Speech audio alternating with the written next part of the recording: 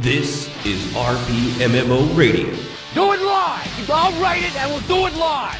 a podcast all about role-playing and MMORPGs. I like what you got. Good job. With your hosts, Ashen Phoenix, Sid, Jazz, Sibh'Bae, and Kishless. Everybody off. We need to go on a quick adventure. Greetings and welcome, role players. This is RPMMORadio, 38th episode, RP creators versus RP consumers. I, of course, am one of your hosts, Ashen Phoenix, and with me, as always, is our crew, Jazz, Sib, and the Sibh'Bae, who are all, like, going off and on muting. You're muted. Oh, I'm muted. How am I muted? Oh, you guys can't hear me, but they can hear you. There we go. See, everybody could hear me on the podcast, but nobody could hear you guys. Because you were muted. You So, were muted. As I introduced everybody, Jazz, Sib, Sibh'Bae, how's it going, guys? Hi, guys. I forgot I had been muted. How did that happen? I don't You know. muted yourself, too. You did. Yeah. Yeah, but only in Discord, and like, who's not hearing me there that matters, really? I mean, you three? I kept yelling over there saying, you're muted. You're muted. I thought he was doing all that muted. I didn't realize. Yeah, well, they records directly off my mic instead of through Discord. You guys are the only ones recorded off Discord, so this is stuff. This is technical stuff. It's smart stuff. It's the best stuff. The best. The best. So, thanks everybody for joining us. Of course, we do it every Saturday, 7 Central Time at twitch.tv/RPMMORadio. We are also a show you can call in, give us your thoughts, your opinions, your roleplay stories. Just go to rpmmradio.com/Discord and join our Discord channel. Throw it yourself in the caller waiting room, and we will, of course, get to you throughout the course of the show. And with that, I want to give a special thanks, of course, to all our Patreon donors who help make the show possible, and especially those two at our raid boss level, That Guy Laza and The Truth Bob. You Yay. guys are people. I mean, The best people. You're the best people. Yeah, that's The it. best people. There's a compliment in there somewhere, but I'm not good at compliments. I don't know. If You anybody two are our favorites. we can't pick favorites. It's like kids. Okay.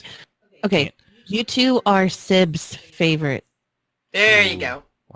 Wow. Do you hear that, everybody? That sounds like a challenge. Y'all the redheaded stepchild. And anybody that's out there that's actually a redheaded stepchild, dye your hair. That way you can't be called that. True story. And, of course, we are, a podcast as well. You can find us on iTunes, Android podcast apps, and we are actually on Spotify, which I guess is a very popular platform out there with you youngins out there. But Pepperidge Farm remembers. Pepperidge Farm remembers. Do you remember the race riots? Pepperidge Farms remembers. Oh, my God. But you don't watch enough Family Guy, do you? That's what that's from. No, I Yes. don't watch Family Guy. Yeah, they were saying all sorts of horrible things. It's like, do you remember back when only whites could vote? Pepperidge Farm remembers. It's like, whoa. It's a pretty clever skit. Pretty dark, but yeah. Pretty dark, but damn, are those cookies tasty. Expensive, but tasty. But yeah, so we are on Spotify. It's a really, apparently it's super easy to actually listen to it there, and I've done it. I mean, just to test it out. I don't even remember having actually done it to do that, but it is a thing that happens. So Robot Ashen loaded it up, man. that's right. I've cross-platformed on this thing with so many different freaking apps to make sure we are where we're supposed to be, that it all just, it's kind of like working at the same place for a decade. After a while, it's just all the same day. Like day in and day out, it makes no difference whatsoever.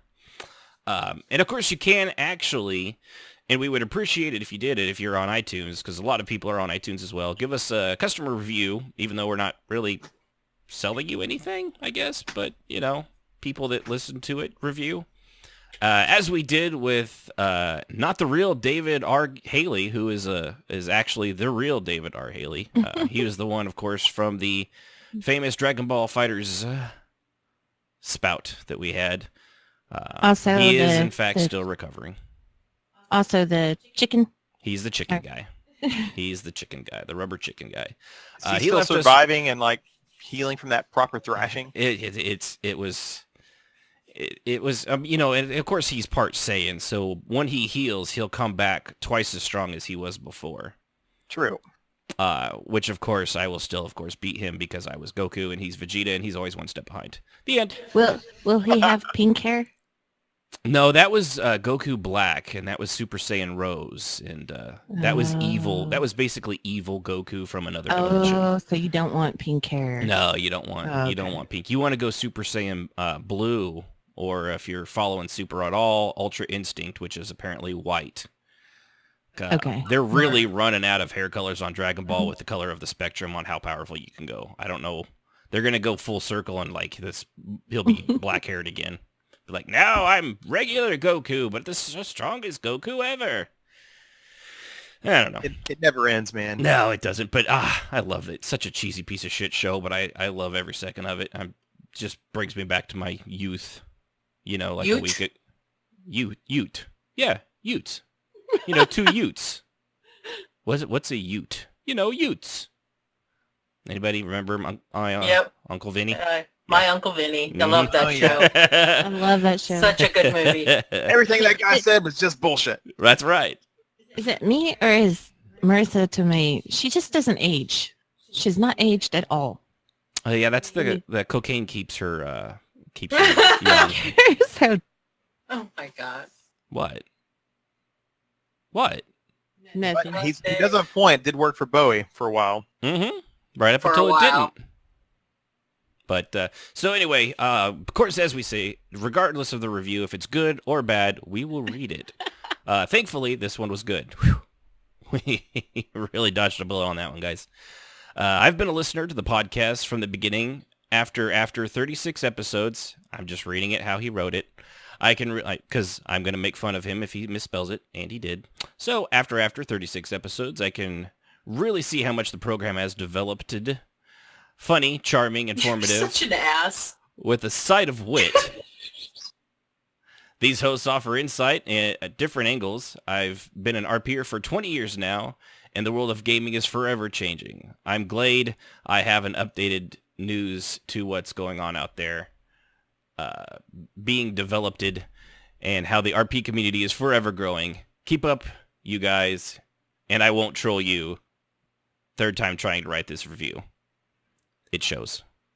I will say, I have a feeling. Spellcheck is your friend, especially when Ashen is in the room. I have a feeling that might have been done on the phone too, which is. Yeah. And I'll be honest. I mean, I I'm make glad horrible people mistakes listened when I on use it. iTunes.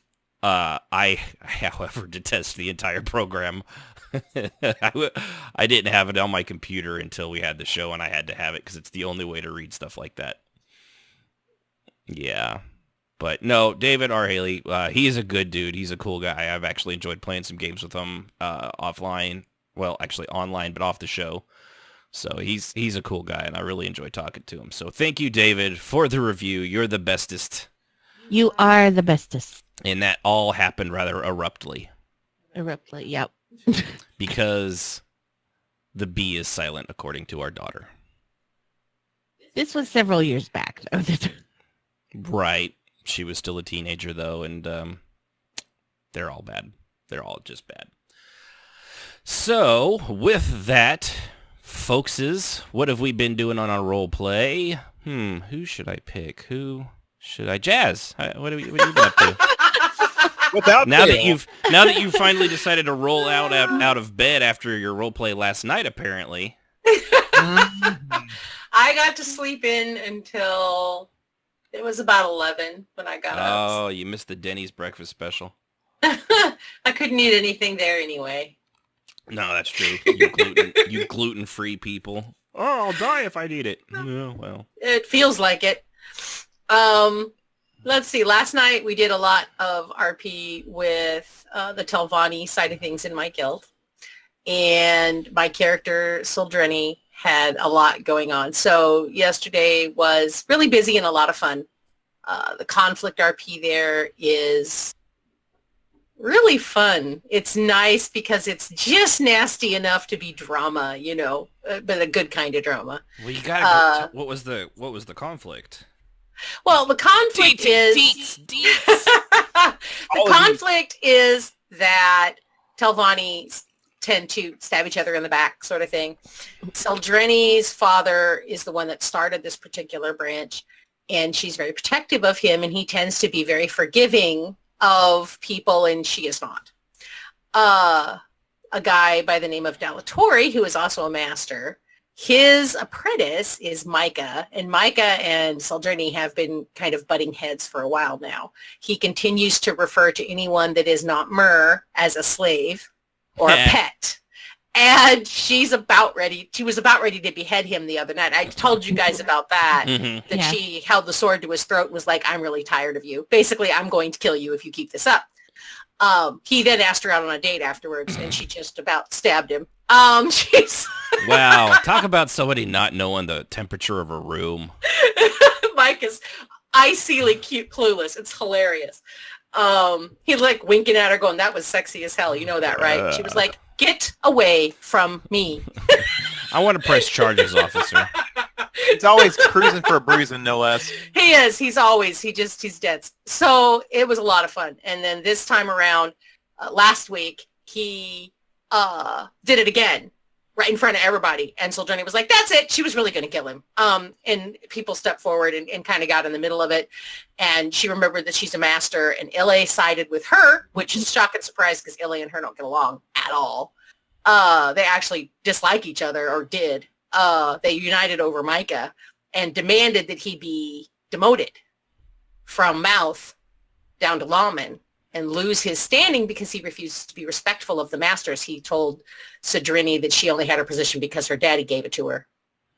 Yeah, and if for those not in ESO, the position of a mouth is like it's like it's something given to you by the masters. So then bad mouthing your masters, it's like getting your job from your boss and then being like to his face, like, thanks for the job, loser.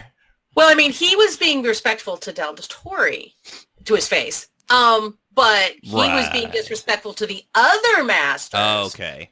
And that's like then being okay. So it's like having multiple supervisors from office space, and you're respectful to the one that hired you, but you disrespect all the others. Right, and the other ones have just as much right to have you fired as anyone else, because they're like, you either rein him in and get him under control, or we're done. He's out. And Chattahoochee, that is correct. The mouth is the rank right below the nose. Yes. Good troll there, buddy. So after that, Ille and the other masters got together and they demanded that he be demoted. And Dalatori was basically like, I don't care about your slaves and pets. You don't matter to me anyway. So he called Ille a librarian, and her daddy's little girl and a princess. And she was like, yeah, I'm just going to kill him. She was trying really hard to rein in her temper, and her dad's just like, you need to calm down and look at this logically. She was like, oh, I am going to look at it logically by the point of my sword. Use your words. Yes, and he was basically like, use your words and calm down, basically. And she was like, stop telling me to calm down, because that never works anyway. So anyway, she and Ille left. He talked to Dalatori, and Dalatori fired Micah. So whatever was said convinced him that he needed to do this.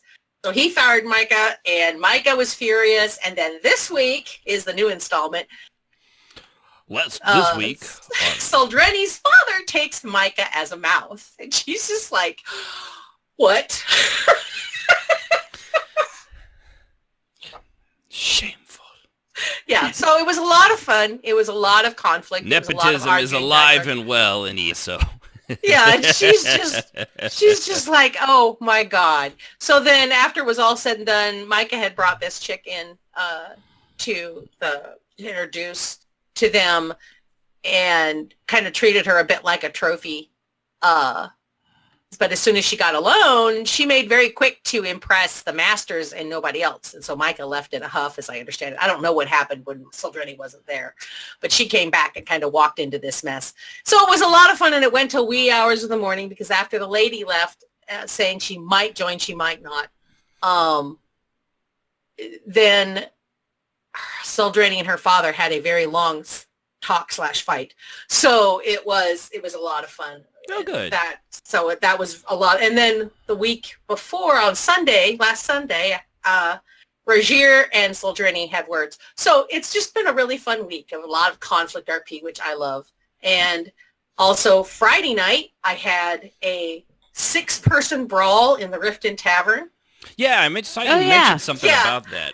And I'll tell you what, I think hell has frozen over because no one got modded. No one got OOC'ly butthurt. Yeah, and it was flawless, and nobody was rolling dice. Open air tavern. It's not like player one or anything. It's just that's a little surprising. Yeah, I was floored. Good, but surprising. I kept expecting it to go south, and it never did. It was fantastic. That's amazing for random RP. Holy smokes! It really, so especially with that many fantastic. people. 6 people. You can't get that it was between fantastic. 2 usually. Yeah, and it was a blast, and I was up late for that too. So, that's why I was up.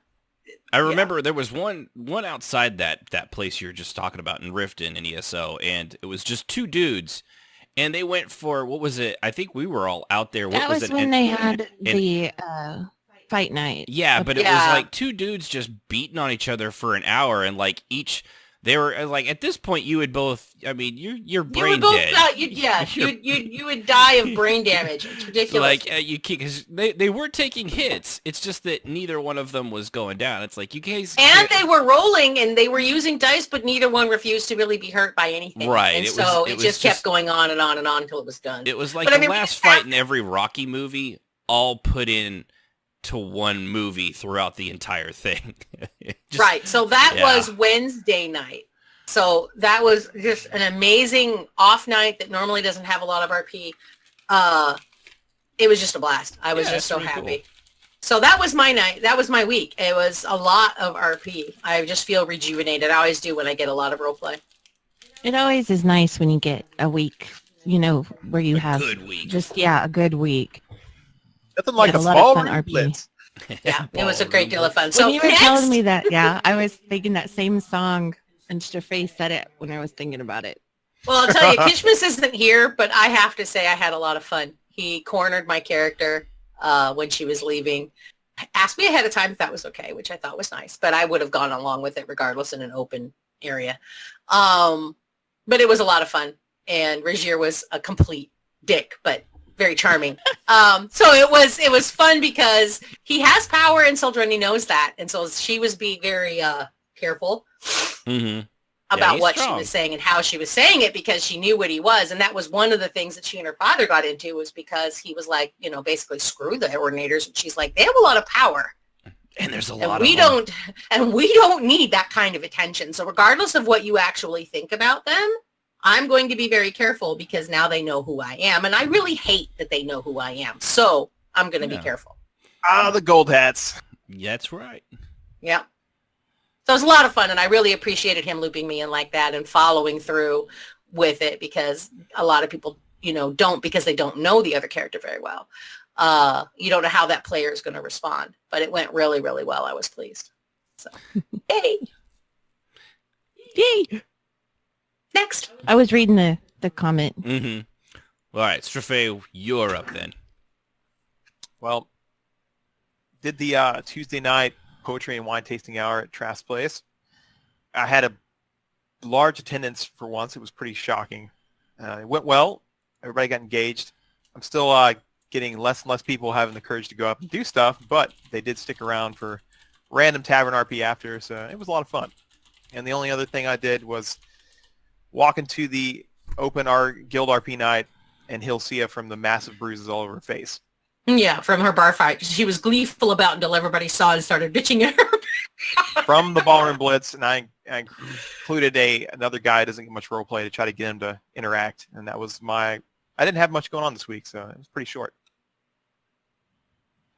Yeah, that's about how mine went too. What about you, Sib?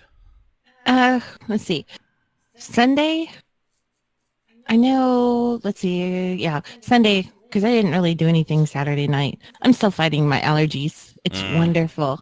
Where we live, it's like one day it's 70, then the next day it's 30, like Yeah. just, I mean, I think Wednesday it was like 60, and then last night we had snow. So, yeah, it really sucks. And a hard freeze. Yeah.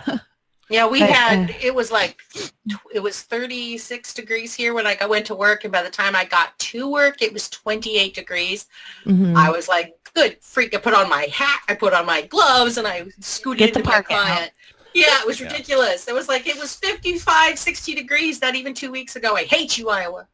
That's right. But This is RPMMORadio, where you get the news, the weather, and traffic on the hour, every hour, on the 5s, the 6s, and the 7s. Oh, I did have to ride to work today with Ashen because I don't drive when it's yucky out. So, Yeah. So there's your traffic report.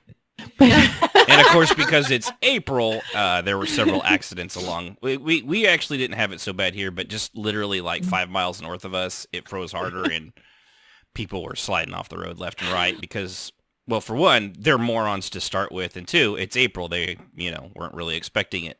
Mm-hmm. And you always should. Anyway. Always. Until May. Yeah. Yeah.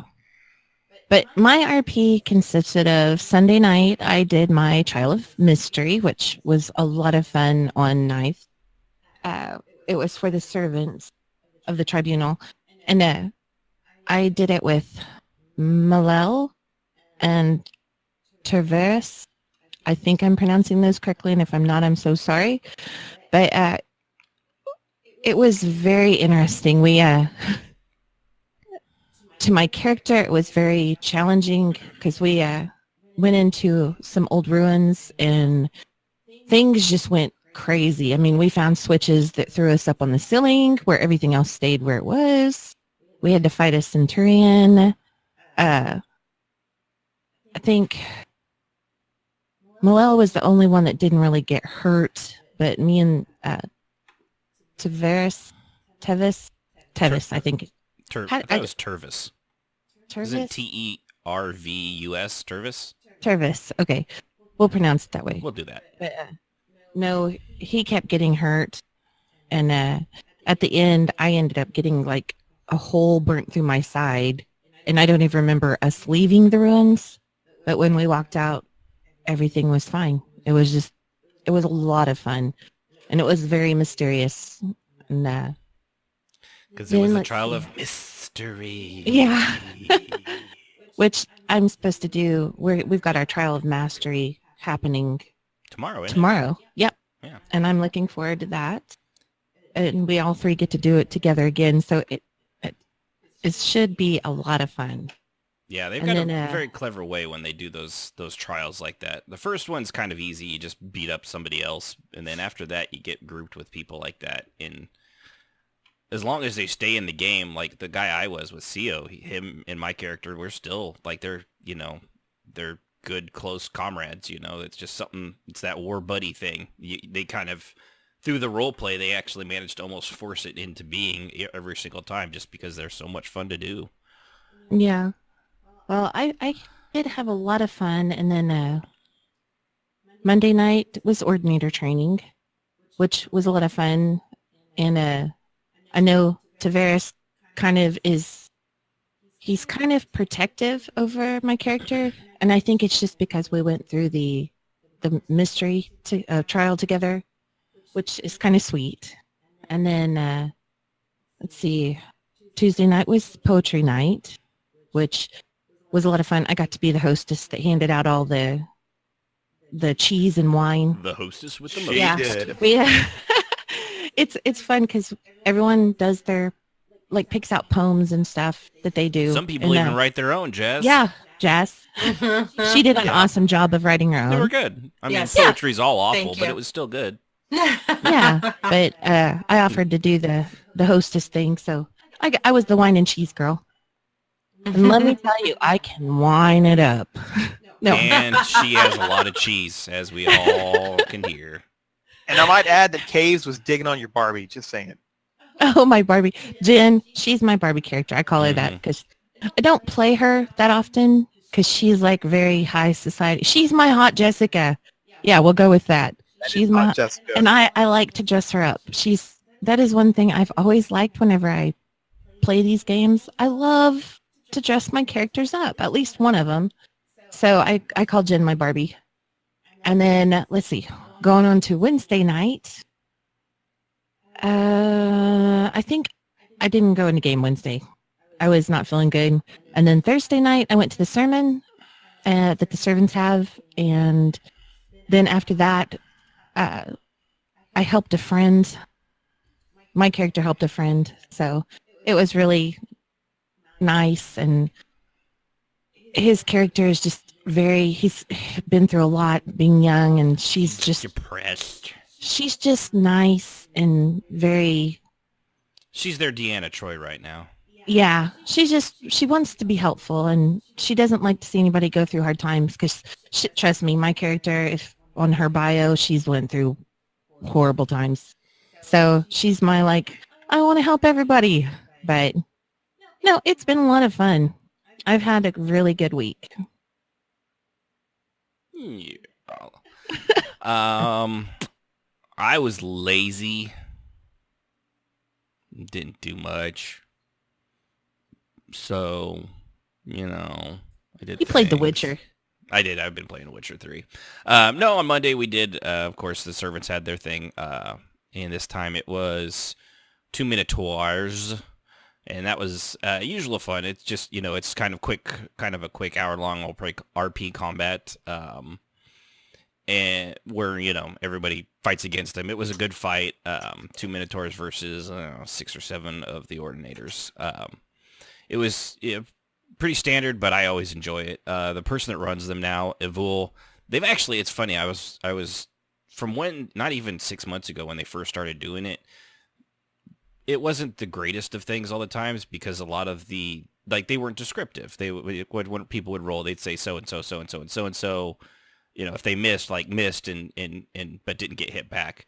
But now when they do that, they tell it in 2 or 3 paragraphs, usually, depending on how many people there are. But they tell the story of who gets hit, who hits, who gets why it is that they missed their attack roll, or if they get hit back and how that works and how they get slammed around maybe. So it's very cool to see somebody have, the more and more they've done it, they've really learned, and it's actually very, very enjoyable now. No matter what they do, it's pretty much something worth reading just to see how the NPC things react to everybody around them. So that's really cool, and I enjoyed the heck out of those. Then, of course, I went to the poetry night with my character, Kenix, which I don't pull out of the, I had to dust him off a little bit. He was getting a little moldy, a little bit. So moldy? Yeah, it's okay. He's an oldie but a goodie. He's old, but he's an oldie but a moldy. But and that was fun. The poetry, even though I'm not the biggest person in poetry, I still like going to some of those things every now and then. The poetry thing's just my personal thing. I just never, even in high school, never been a poetry reader much. So You did save that one RP tune from being yeah, started there was that. Somebody dropped off another character there, and he took pity on her because she's like, hey, someone came up with another person. It's like, hey, I'm just going to drop her off here. And then they left. It's like, wow, you're a great date. So he had her sit next to him and, kind of chatted up, kept her company. And, and of course, as it was a male to female relationship, I immediately asked her to ERP. I mean, that's what we're supposed to do, right? Is that what it was? Yeah. Oh yeah. I was sending her virtual dick pics, just just the 8 with several long equal signs and then a little point at the end, which is about as good as it gets.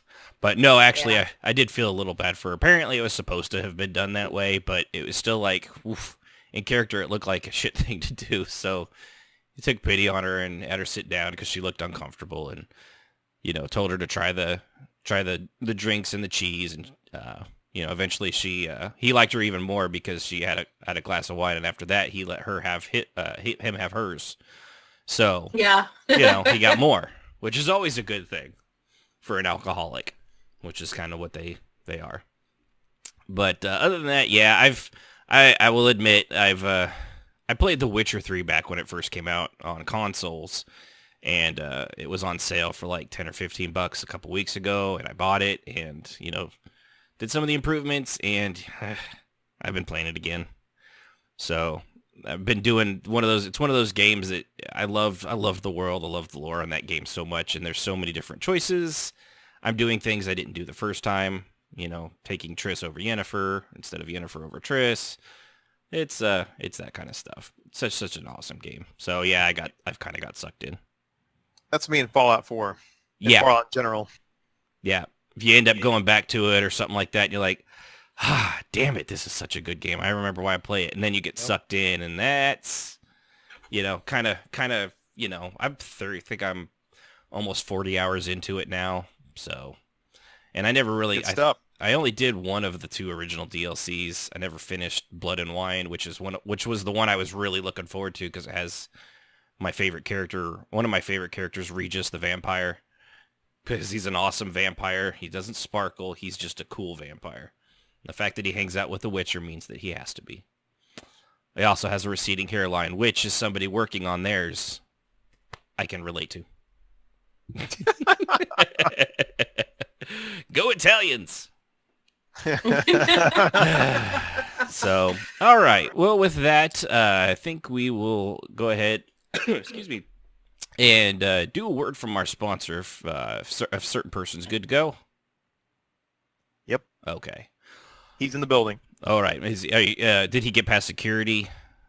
He ate security, but then he apologized, so we're good. As long as he apologized, that's cool. All right. Yeah. So, without further ado, we'll go ahead and throw it over to our announcer and see what's up next. This episode is brought to you by Direfields Guild Improvements, LLC. Has problem guildmates? They always clashing with the plans? Tired of dealing with them deserters that play hookies but always come back for the pay? Direfear Industries proud to announce Direfear's Guild Improvements Consultants, LLCs. We make them happies, work betters, and disappears. And best part, you not to blame at the end of the guild improvements. But wait, there's more. Direfear's Crab Shop caters company feast once improvements is done. So eat your troubles away with Direfear's Guild Improvements.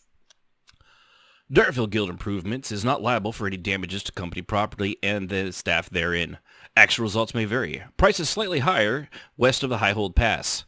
All staff must sign Direfield certificates and acceptance and be over the age of 18 years old. No animals were harmed during the process of this service. Any cooked food resembling actual people, living or dead, or events past, present, or future are purely coincidental. This service not to be construed as an effort to civil Freeport law, nor is the adoption of promulgated or of any guidelines, standards, or recommendations. Some names have been removed to protect the innocent. The service is meant for team improvement purposes only. Use only as directed.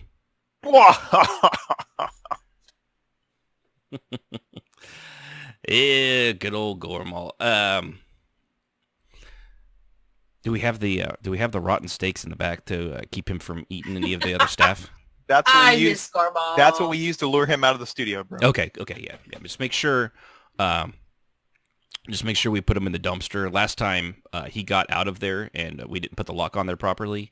So when we transported him back to his swamp, he unfortunately ate an entire busload of kindergartners. So our insurance is not. Our insurance isn't going to cover that this time. You understand that, right? Yeah, I know. I know you like having this guy around, but seriously, the liability for the company is savage. He is charming, but he is definitely savage. That is for sure. Yeah. And the smell in here is minute. rotten. Were those the kindergartners we ate that he brought in? I don't know what you're talking about legally. According, hold on, let me ask my lawyer. I'm a little scared now. Yeah, he says no comment. Okay. The official response is, in fact, no comment. Because we're not responsible for anything Gormal does. So Yeah, he pulled up with Bargnar. I was kind of surprised, but it is what it is. They've been noticed. They've been seen at nightclubs a lot lately. Strangely enough, in company of Lindsay Lohan. I guess trolls really do attract. Oh, that's a good one. She had such a great career ahead of her. Then she didn't. So, all right. Then she dated Gormall Bargnar. Who knows? Mm-hmm. So I actually didn't write this. I didn't come up with this topic or write it. So I'm gonna let the guy that did just kind of take the reins. Just do his thing. Like let's see how this whole thing goes. If I'm not doing it, because I mean, as amazing as I am, and I know I am, I'm also very humble. Yeah. Right. So I'm not the only one on the show, and I like to spread the Toot his joy own and horn. the love of coming up with topics to everybody. So, and I know this was something Straffe's, it's near and dear to his heart. Near and dear. It is indeed, sir. Our Or is topic it today is dear? hosting Guild RP events only to have guildmates not join in, then later complain about no RP. That never happens. Oh, my friend, it happens all the time. I've been role playing for 48 years. Never seen it happen. Never mind that I'm 38 years old. 48 in spirit. It feels like it sometimes. Yeah, it does. Right. So I've been in countless events hosted by Dear Jazzy here and other folks near and dear to me.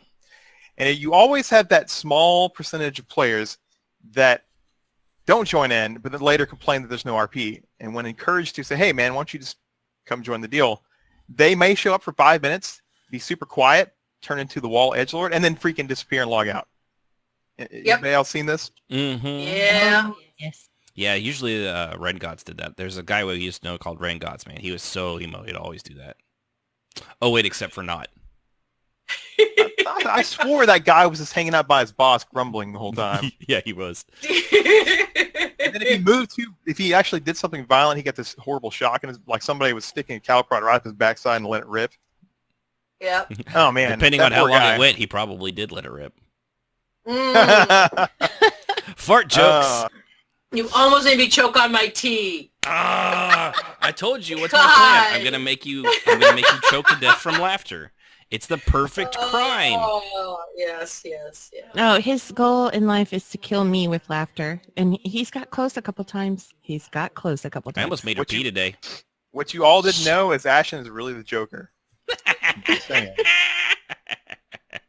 You have no proof. I'll get it, sir. I'll get it. I can post proof. I've got That is pictures. true. You actually do have pictures. But yeah, you're not wrong. There, and it's people that create RP and people that consume RP. Now, technically, everybody is kind of a creator, and a consumer. Just by being roleplay in general. Obviously, you're creating RP. The second you start typing something, you've helped create or continue with roleplay, right? I mean, Yes. Correct. on the loosest, the very looseness of the term, but that's not the kind of thing we're actually talking about, because I mean, that's common sense. And if we had to spell it out for you, and this is the lowest common denominator talking, you know who you are. So in a sense, let's say we open a bar night, every Thursday night, for instance, and the whole guild knows about it. Everyone's involved in it, and people don't like the idea, so therefore they either throw a fit or they protest it by not showing up, and or worse, they go elsewhere and then complain about everybody over there at the current RP event. Then 2 days later, they're complaining that they don't have RP to In the that guild leader guild, yeah. or the officers. Or they know about the RP event, know it's coming, and then schedule one of their own, and then spend the whole time complaining no one wants to come to their event. Oh, Yeah, I've seen or- it. It's Yeah, classic that's subterfuge. Yeah, Terrible. the another really bad one is doing it at the same time. That's awful. I think sometimes even more insidious, and this one's far less rare. I know what you're or gonna far say. more rare, but doing it an hour beforehand. Oh, yes. When, you know, like there's one thing scheduled, we'll say it's scheduled at 8. And then somebody else, the not so good person, schedules theirs at 7, knowing full well theirs is going to be a lot longer than probably 45 minutes to an hour. In an effort to sabotage your event and pull all the RPers there. Yeah. Or and another, sometimes the whoever's. personal vendetta, it's dirty. And sometimes they're and every now and then it is because they are just that vapidly clueless. Not often, and then you have, but there are and a then few. you have the people who do come and do take part, but then try to Bless you. hijack the event by making it about them and their wounds and or oh, I've suddenly been poisoned. Everyone must now pay attention to me at this other event that had Oh, look nothing at to me. do with that. Yeah, Yeah, like and oh my God, those kinds of things are really hard to deal with because you're always going to have that, and so you really need to be ready for that when it happens. You need to be able to know how to circumvent it without going OOC and saying, knock it off, you're an idiot, because you really want to, but you more may of not a- to. or dragging them out before the kangaroo court of the guild chat. Yeah. Right. Don't even, just ignore them. Ignore that it's happening. Ignore that it's, just keep role playing. That's course, more of an RP saboteur. It is. I mean- which is a little different than what we're But talking about. these- But but not really, They work. because these They are the- work into each other. Yeah. Right, They do. because they're still going to be the ones standing there 6 weeks later after they've done this and say, nobody likes my RP. I just Well- don't think I have any RP in this guild. I don't fit in. Now the other hard part of this is because you, like you said, the way is to ignore them because But the thing too is if it's, for lack of a better term, if it's a popular person, and a lot of people do go to their thing over the thing that was originally scheduled, or they do that, and then it really does derail it because enough people start paying attention to them. Right. Then that's when it's a real problem. You can no longer just, like if it is just them, they're like, I've got a splinter. I need a healer, please. And everyone else is there like sipping wine and having a nice chat. And they're like, you'll live, Cupcake. Just rub some dirt in it. Then you have no problem, But I've always tried to handle that IC, but sometimes you have to very quietly send them a tell but and if say, it's, this is not your event, you need to stop. if it's But somebody that's a super last resort. duper has a lot of, I don't know, for like I said, followers are popular and it does pull away from the actual, say, event, man, it's one, it's a shitty thing to do. And two, shame on those, shame on the people for not, for going along with something like that, I guess. I don't know. It's one of those really hard things to, because it's a different instance in every Like, case. I we've seen remember stuff. an event we did with Sib, and we were having some big event, and they suddenly decided that people were going to start getting poisoned at the event. That was a Halloween Yes. event. Sid Remember worked that? her ass off on. And we tried to ignore it, but it just kept snowballing. And so finally we're like, look, guys, stop because it. people No were one like, cleared this with us. No one Mhm. went along with, yeah, that stop was in it. the This is Spectre not your event. Cartel. Yeah. And somebody had, it was just supposed to be a ball. Sib worked her butt off. She decorated the shit out of this place. I think we've told the story before, but we'll recap here. Yeah. If anybody hasn't. And, it was fun. We had dancing. We had some little mini It was really a good games. event. We had Yeah. a separate house because EQ2 let you put a portal from one house to the other, and then you could put one back to it. So it wasn't convoluted or hard to get around for a spook house thing. And then, I don't know, was it an hour and a half in out of a 2-hour event? Someone was like, they said that the food had been tainted or poisoned, and so that everybody at our event had been poisoned as well, without asking us. Yeah. And that was not okay because that was not our, Yeah, you want to in do that, character- that's fine, but you have to clear it with you the have to person at clear the it with event. the people doing it, because then after that, who's going to want to come to our stuff if they have the chance of being poisoned Yeah. in character? And that wasn't the point of this. It was just to have fun role play without drama, just have the characters mingle, and you can't hijack somebody else's event like that and try to turn it No. into something it was not intended to be, especially when somebody put, I don't know, 15 hours of work into it, just decorating.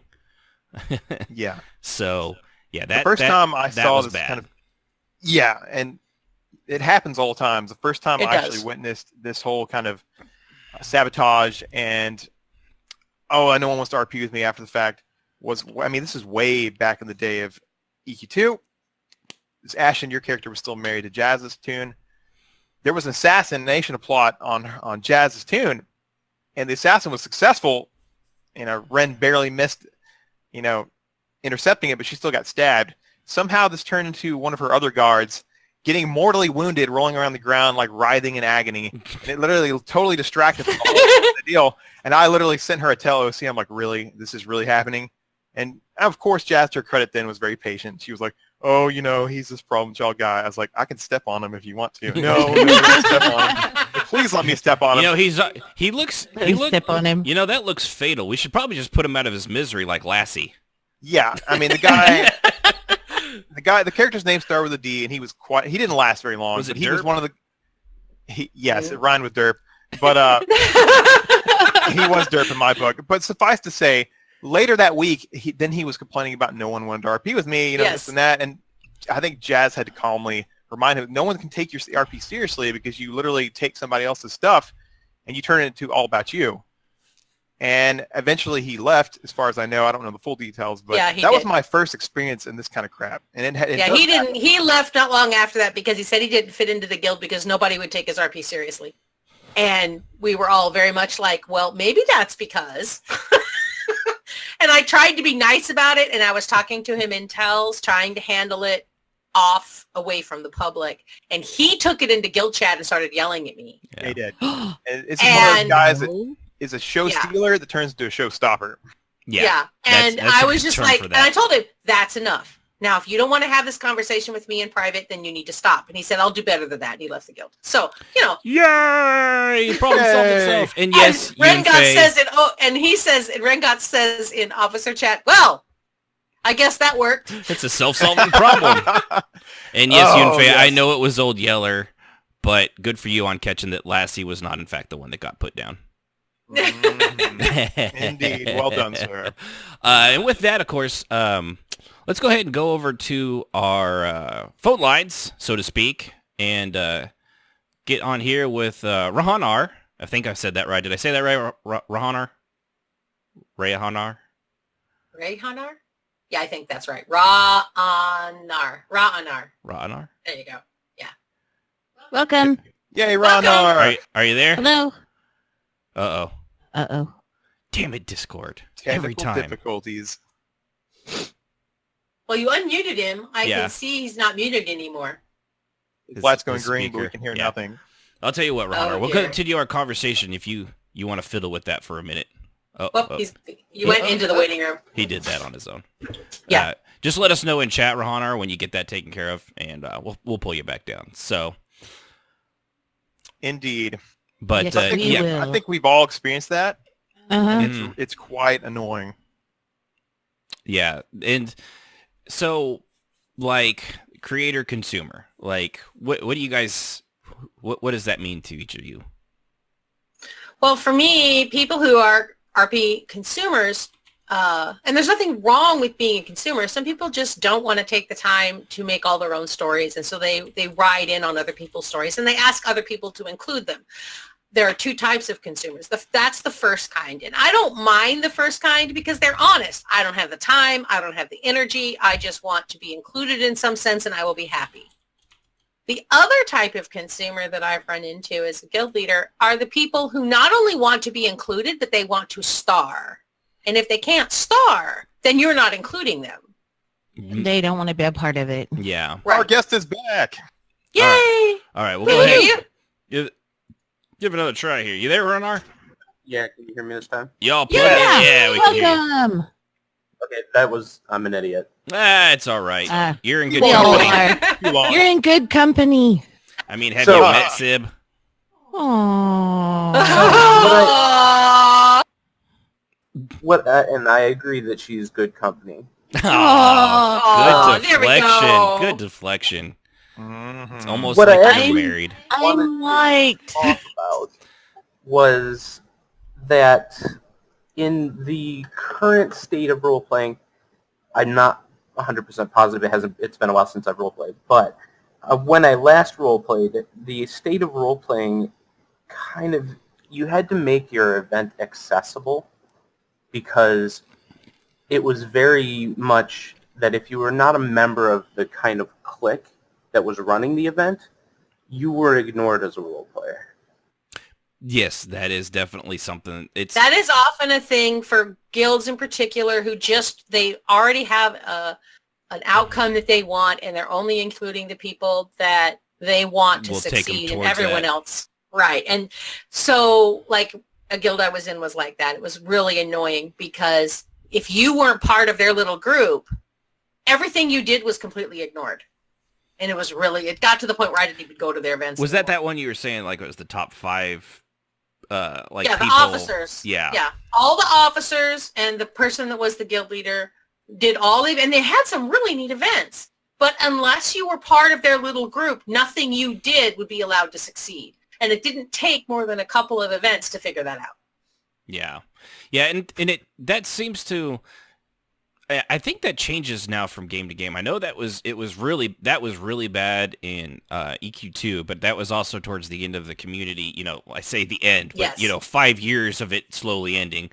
I've noticed for the majority of times in, like, say, ESO, for example, which is obviously what we're playing now, and I can't speak for other games. Well, Final Fantasy 14 when we were playing that wasn't too bad either. It seems to have evolved, and that seems to have gotten better, I think, a little bit. It's not perfect, and obviously clicks are always going to be a thing. I mean, high school. Indeed. But it does seem to have gotten a little better, at least in the stuff that we've participated in both, like, Alanu and in Servants of the Temple, and just out in the world. I mean, Jazz, you're out in the world a lot more than I am. Does that seem like the stuff at the Riften? Is it better in ESO than, like, say it was at what the fuck was that place called in EQ2? The Blood Haze. The Haze. Yeah. Is it better there? No, the Haze was still better, I think, in many think ways, so? because everybody was kind of on equal playing ground, and everybody understood that, you were all basically equal adventurers, rawr. We didn't have as much of that. Now you have people, of course, who want to be the best of the best of the best, and you're always going to run into that. But Well, no, I just meant like exclude he was talking about the excluding people. right, the cliques. exclusatory thing I've seen so far in most of the guilds that I've been in and been a part of. Yeah. But I think that there's this that's a shame. idea that only the officers and the people that all know each other should be allowed to advance the plot of the guild. And in Silver Circle, that was one thing that people commented on when they joined us, was that, wow, you mean you're going to let my character do X, Y, and Z? I said, well, your roles just kicked everyone's ass. So yeah. Go for it. Yeah, just because you're new doesn't mean you can't do something. Right. And everybody got a chance because it was all up to roles, and it kept everything pretty equal, which I thought. So, was nice. Rahanar, what was the last thing you said? You don't role play a lot right now. What was the last one you were role playing in? Well, I am Yunfei's husband. Yeah. Just so you know that. We. Oh, hey, hi. Yeah, I knew that around. because she's awesome. And by the way, anybody that doesn't know that, Yunfei, that's the person that did all the art for the show, because she's awesome. Indeed. Yes, We, she Yunfei's is amazing. awesome. Yeah, we met in EQ2. We played EQ2 for a long time.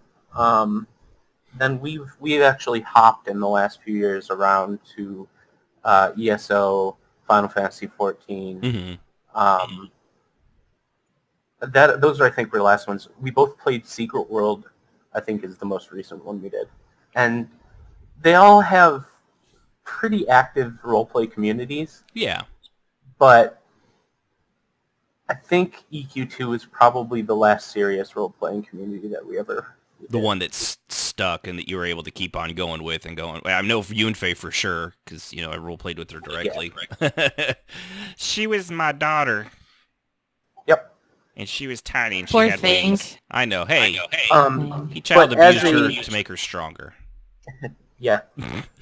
But as kind of that person that joined late to a lot of the roleplay communities, I think my advice as that person is, if you are running an event, look for the people that aren't saying much and involve them. Try to get them involved, because they may be scared to join in the roleplay. And that can lead to the feelings of exclusion. which is one of our yeah. topics coming up. Yeah. Well, and you're absolutely right too, because I mean that's something I like. Well, it was like just the other night with Tam, just Tam. She got dropped off. I was like, oh, she's got literally knows nobody here, so come on over here and sit down. And it really only takes one person to do that. If you got 5 people there, is it really hard for somebody to just be like, hey, let's try to include this person? It's the same thing I did the other night when we were healing Sia. We got Eric's to come over. He said, I can heal, but he kept sitting at his bar, like not wanting to move. And I was like, hey, come here, Noah. Show me what you have. And my high elf made him like prove his mettle, and he got included. He didn't stick around very long, but he still was included. Right. And if they don't stick around long after that, that's on them, and it's maybe they got to go. They were only there just to check it out, and you still included them. It's like the first impressions can make especially on a game as a whole and as a role player. Like I know what you were saying, Final Fantasy 14 and the Secret World, they have very strong roleplay communities, especially on Balmung and on Secret World. I forget what the server is, but I see them on Twitter all the time because it's modern day, and they tweet as their characters on this. I think it's Secret World RP or something like that. So I know they've got an active community, but if you go on there and you're hanging around and nobody interacts with you, it does make the community feel as though it's very closed off. But then again, of course, it depends if you're trying to interact with them. Because if it's one of those things where you walk up to them like, hey, everybody, how's it going? And they're like that. Yeah. See, that's all my characters are very outgoing. And so it's not as hard for me as it is for some people to be included because I don't take no for an answer. Especially if they ignore me the first couple of times, I'll give it a couple of whacks before I'll actually just walk off. Yeah. I did that in the guild that I had a problem with was because I kept trying as my character, who is a very forward fighter, to jump into the fray and start doing stuff in battle stuff. And they completely ignored everything that she did as anything other than a very good, you did your thing. Now let the adults play. Mm-hmm. And that was real just, people. Yeah, and after a couple of tries, I just stopped going. They basically, I know you won't get the reference, but they Yamcha'd you. I want to say Chavahuchi made a point in the chat, the Twitter chat. Back in the day of AOC, which I'm thinking is Age of Conan, my character really said a word at the start and people wouldn't stop talking to him. Then he put, either things have changed or the community has. Not really sure. And I want to say, I think it's the community. I think a lot of people I think so too. Are nervous about There's been so many trolls and so many god modders and so many people taking things personally. Well, I think everybody's just a little shocked. I mean, the Age of Failman was full of trolls. It was what it was. Well, it was, but I have to had say, some good stuff in it. AOC was a lot of fun, and when Chavahuchi and I were there, it was a very short period of time where it was good before it fell apart utterly. Like we maybe were a year, also 2 years. It was about a year and a half. Yeah, on the nerf PvP of Conquer server. wrecked that game. The nerf hit, and everybody was like, "Oh, screw you!" And we all left. That's the exact same thing that happened to Star Wars Galaxies. Literally. And I will say also in AOC, part of the problem was that there was a guild there that had at least 30% of the population of the roleplay population in AOC was a part of it. It was a huge guild. Because it was a very small roleplay community, so it was easy for them to get that much. So there was a good, a couple hundred people in this one guild, and it exploded in drama. And that in and of itself damaged the roleplay community. And it never really recovered from that. And then the nerf hit, and that was the end of that. But for a very short period of time, there were a lot of role players there that used to be in EQ2, that I used to know. And we all interacted. It was like the golden days of EQ again, where people would walk up and just start talking anywhere. And it was a lot of fun. As Chavahuchi said, people would just, even if you were just standing there or sitting there, people would come up and start role-playing with you, or trying to at least. Yeah. So, and that has changed because that doesn't happen as much anymore. And I will add one more thing. I know I get gun shy of just walking up to people, point in case. The other night, me and Strafe were in Rift just RPing, and I started talking to, I don't know, remember the name of the character, but it was yeah, and the purple orc, and just trying to be friendly and just strike up a conversation. And at first everything was fine and dandy, and then next thing you know, he's like, oh, come on, baby, you know you like me, and blah, blah, blah. And I'm like, you know what, I actually told him, I said, okay, enough is enough. My character doesn't RP like that, you know, come on, back off. He wouldn't back off. Finally, I was like, okay, you're on ignore now. I'm sorry. I don't do stuff like that. I said, if you're into real RP, you know, that's fine. But this is ridiculous. But I have trouble approaching people just because of that, because you just never know what you're going to get. Yes. And there are so many people now, and as an old person and someone who's been doing this a long time, this is true in all walks of RP. So I have heard remembers. I have heard from people that LARP. I've heard from people that SG that do all kinds of both in-person roleplay and online roleplay have said that the community has kind of soured because a lot of the good role players, you know, have lives and kids and you don't have much time and they're not around anymore. And the people that are there have no life, no job, and they're all a little crazy. And that has caused, I think, this cringe factor to get worse. Okay, in my opinion. I was thinking of this when you guys were talking. Is it because, I'm going to make a correlation with conventions. Back when I started doing conventions it was 2001, just dressing up as a Jedi. Cosplay wasn't even a thing yet. Wasn't a word that even existed when I started doing that.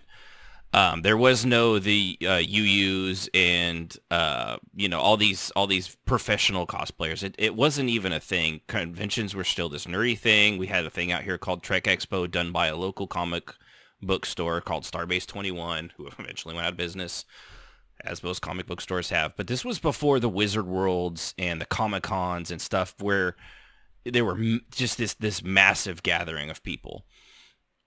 Now, over time, and I'm going to just correlate this into roleplay, it was a nerdy thing, only nerds did. It was a very small, tight-knit community.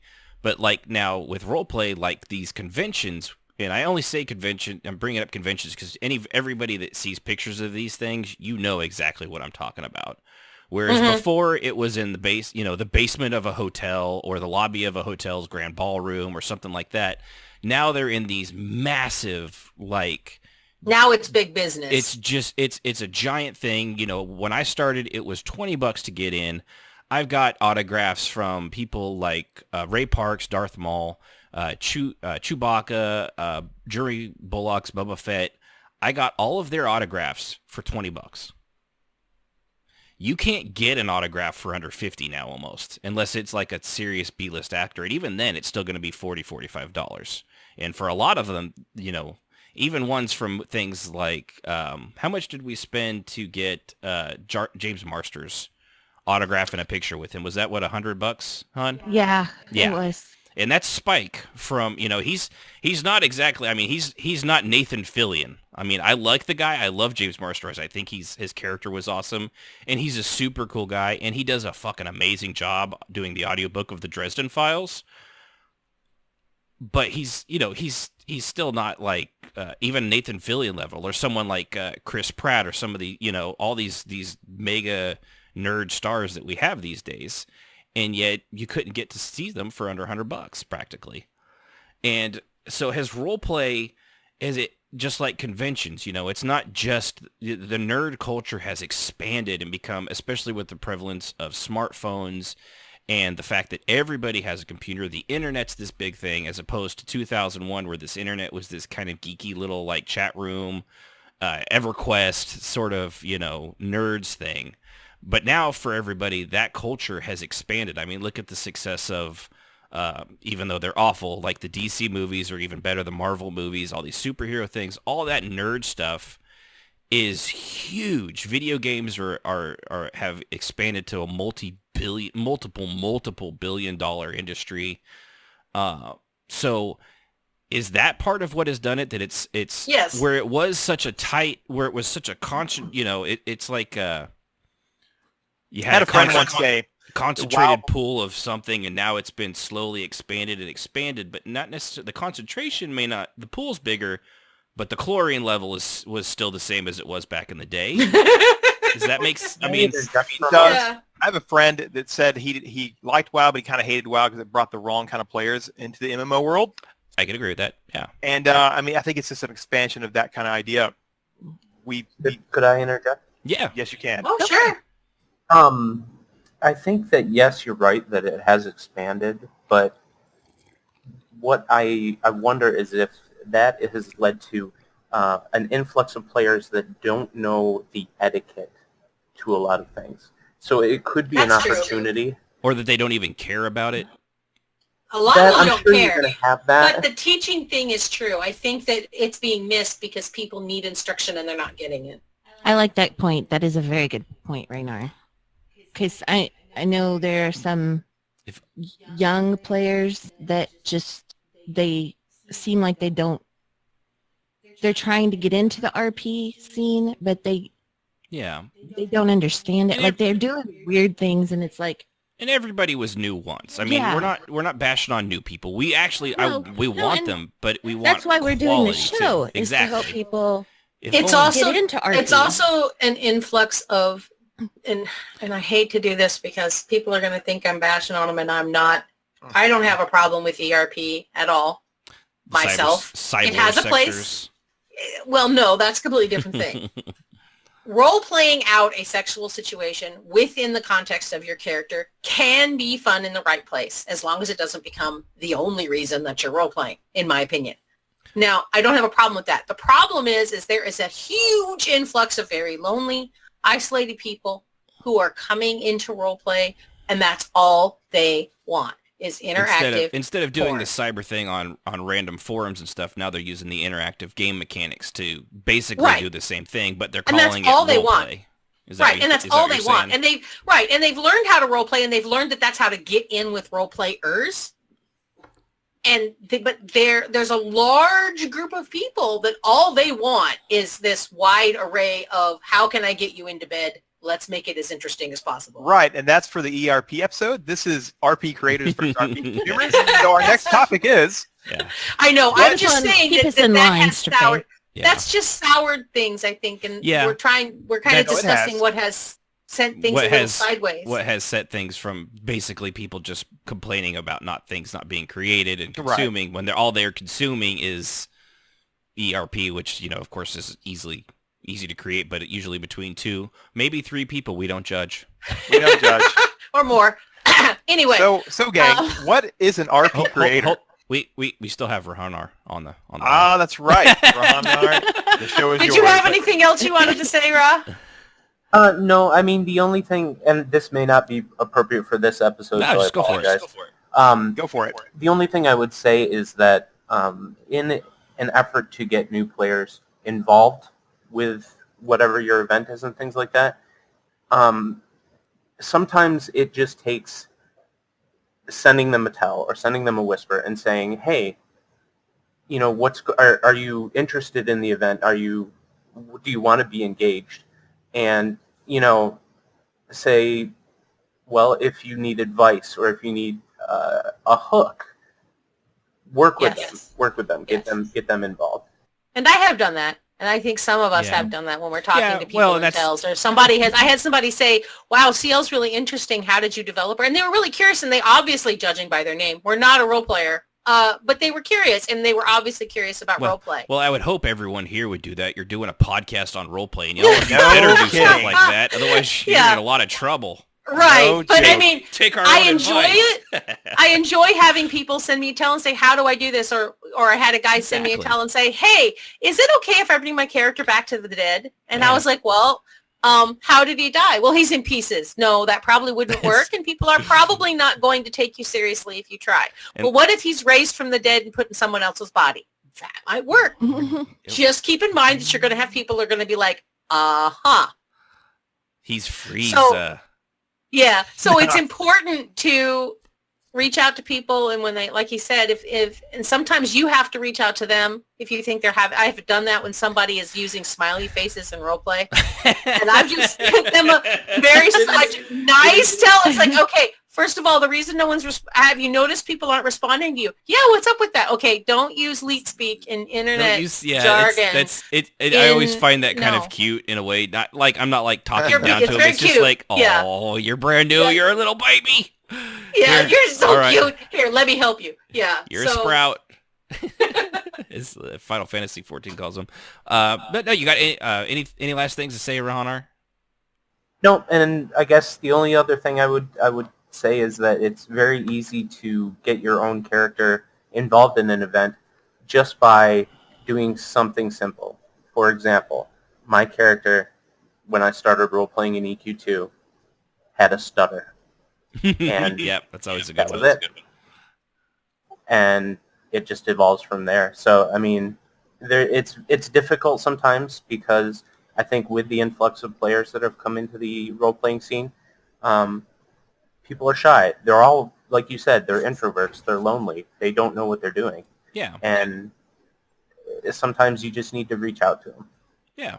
And that's where if you have a character that's up front, like I have with Cial, who will literally walk up and talk to anybody. She has absolutely no guile, no shyness, nothing. She'll just walk up and say, "Hi, do you like boys or girls?" So I've brought a lot of people into roleplay that maybe I wouldn't have included themselves, particularly in Rift and RP, if I hadn't kind of drawn them out and said, "Hey, come join in." So it is important, I think. Yeah. But, well, I appreciate you calling in, Rahanar. You know what? Give Yudfei a hug for me. Tell her she's still the best. She's the best daughter I've never had. And I do appreciate you calling in, man. Yeah, thanks for having me. All right, have a good one.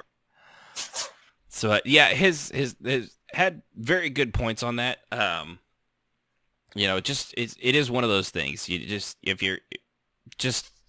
just kind of got to make sure you put yourself out there. If you're new to roleplay and like Jazz did when she was first doing it, just kind of observing, there's nothing wrong with that either. But, if you see someone doing that, there's no reason not to approach them. They might just be consuming, but just that little step, you might be able to help create some roleplay with them.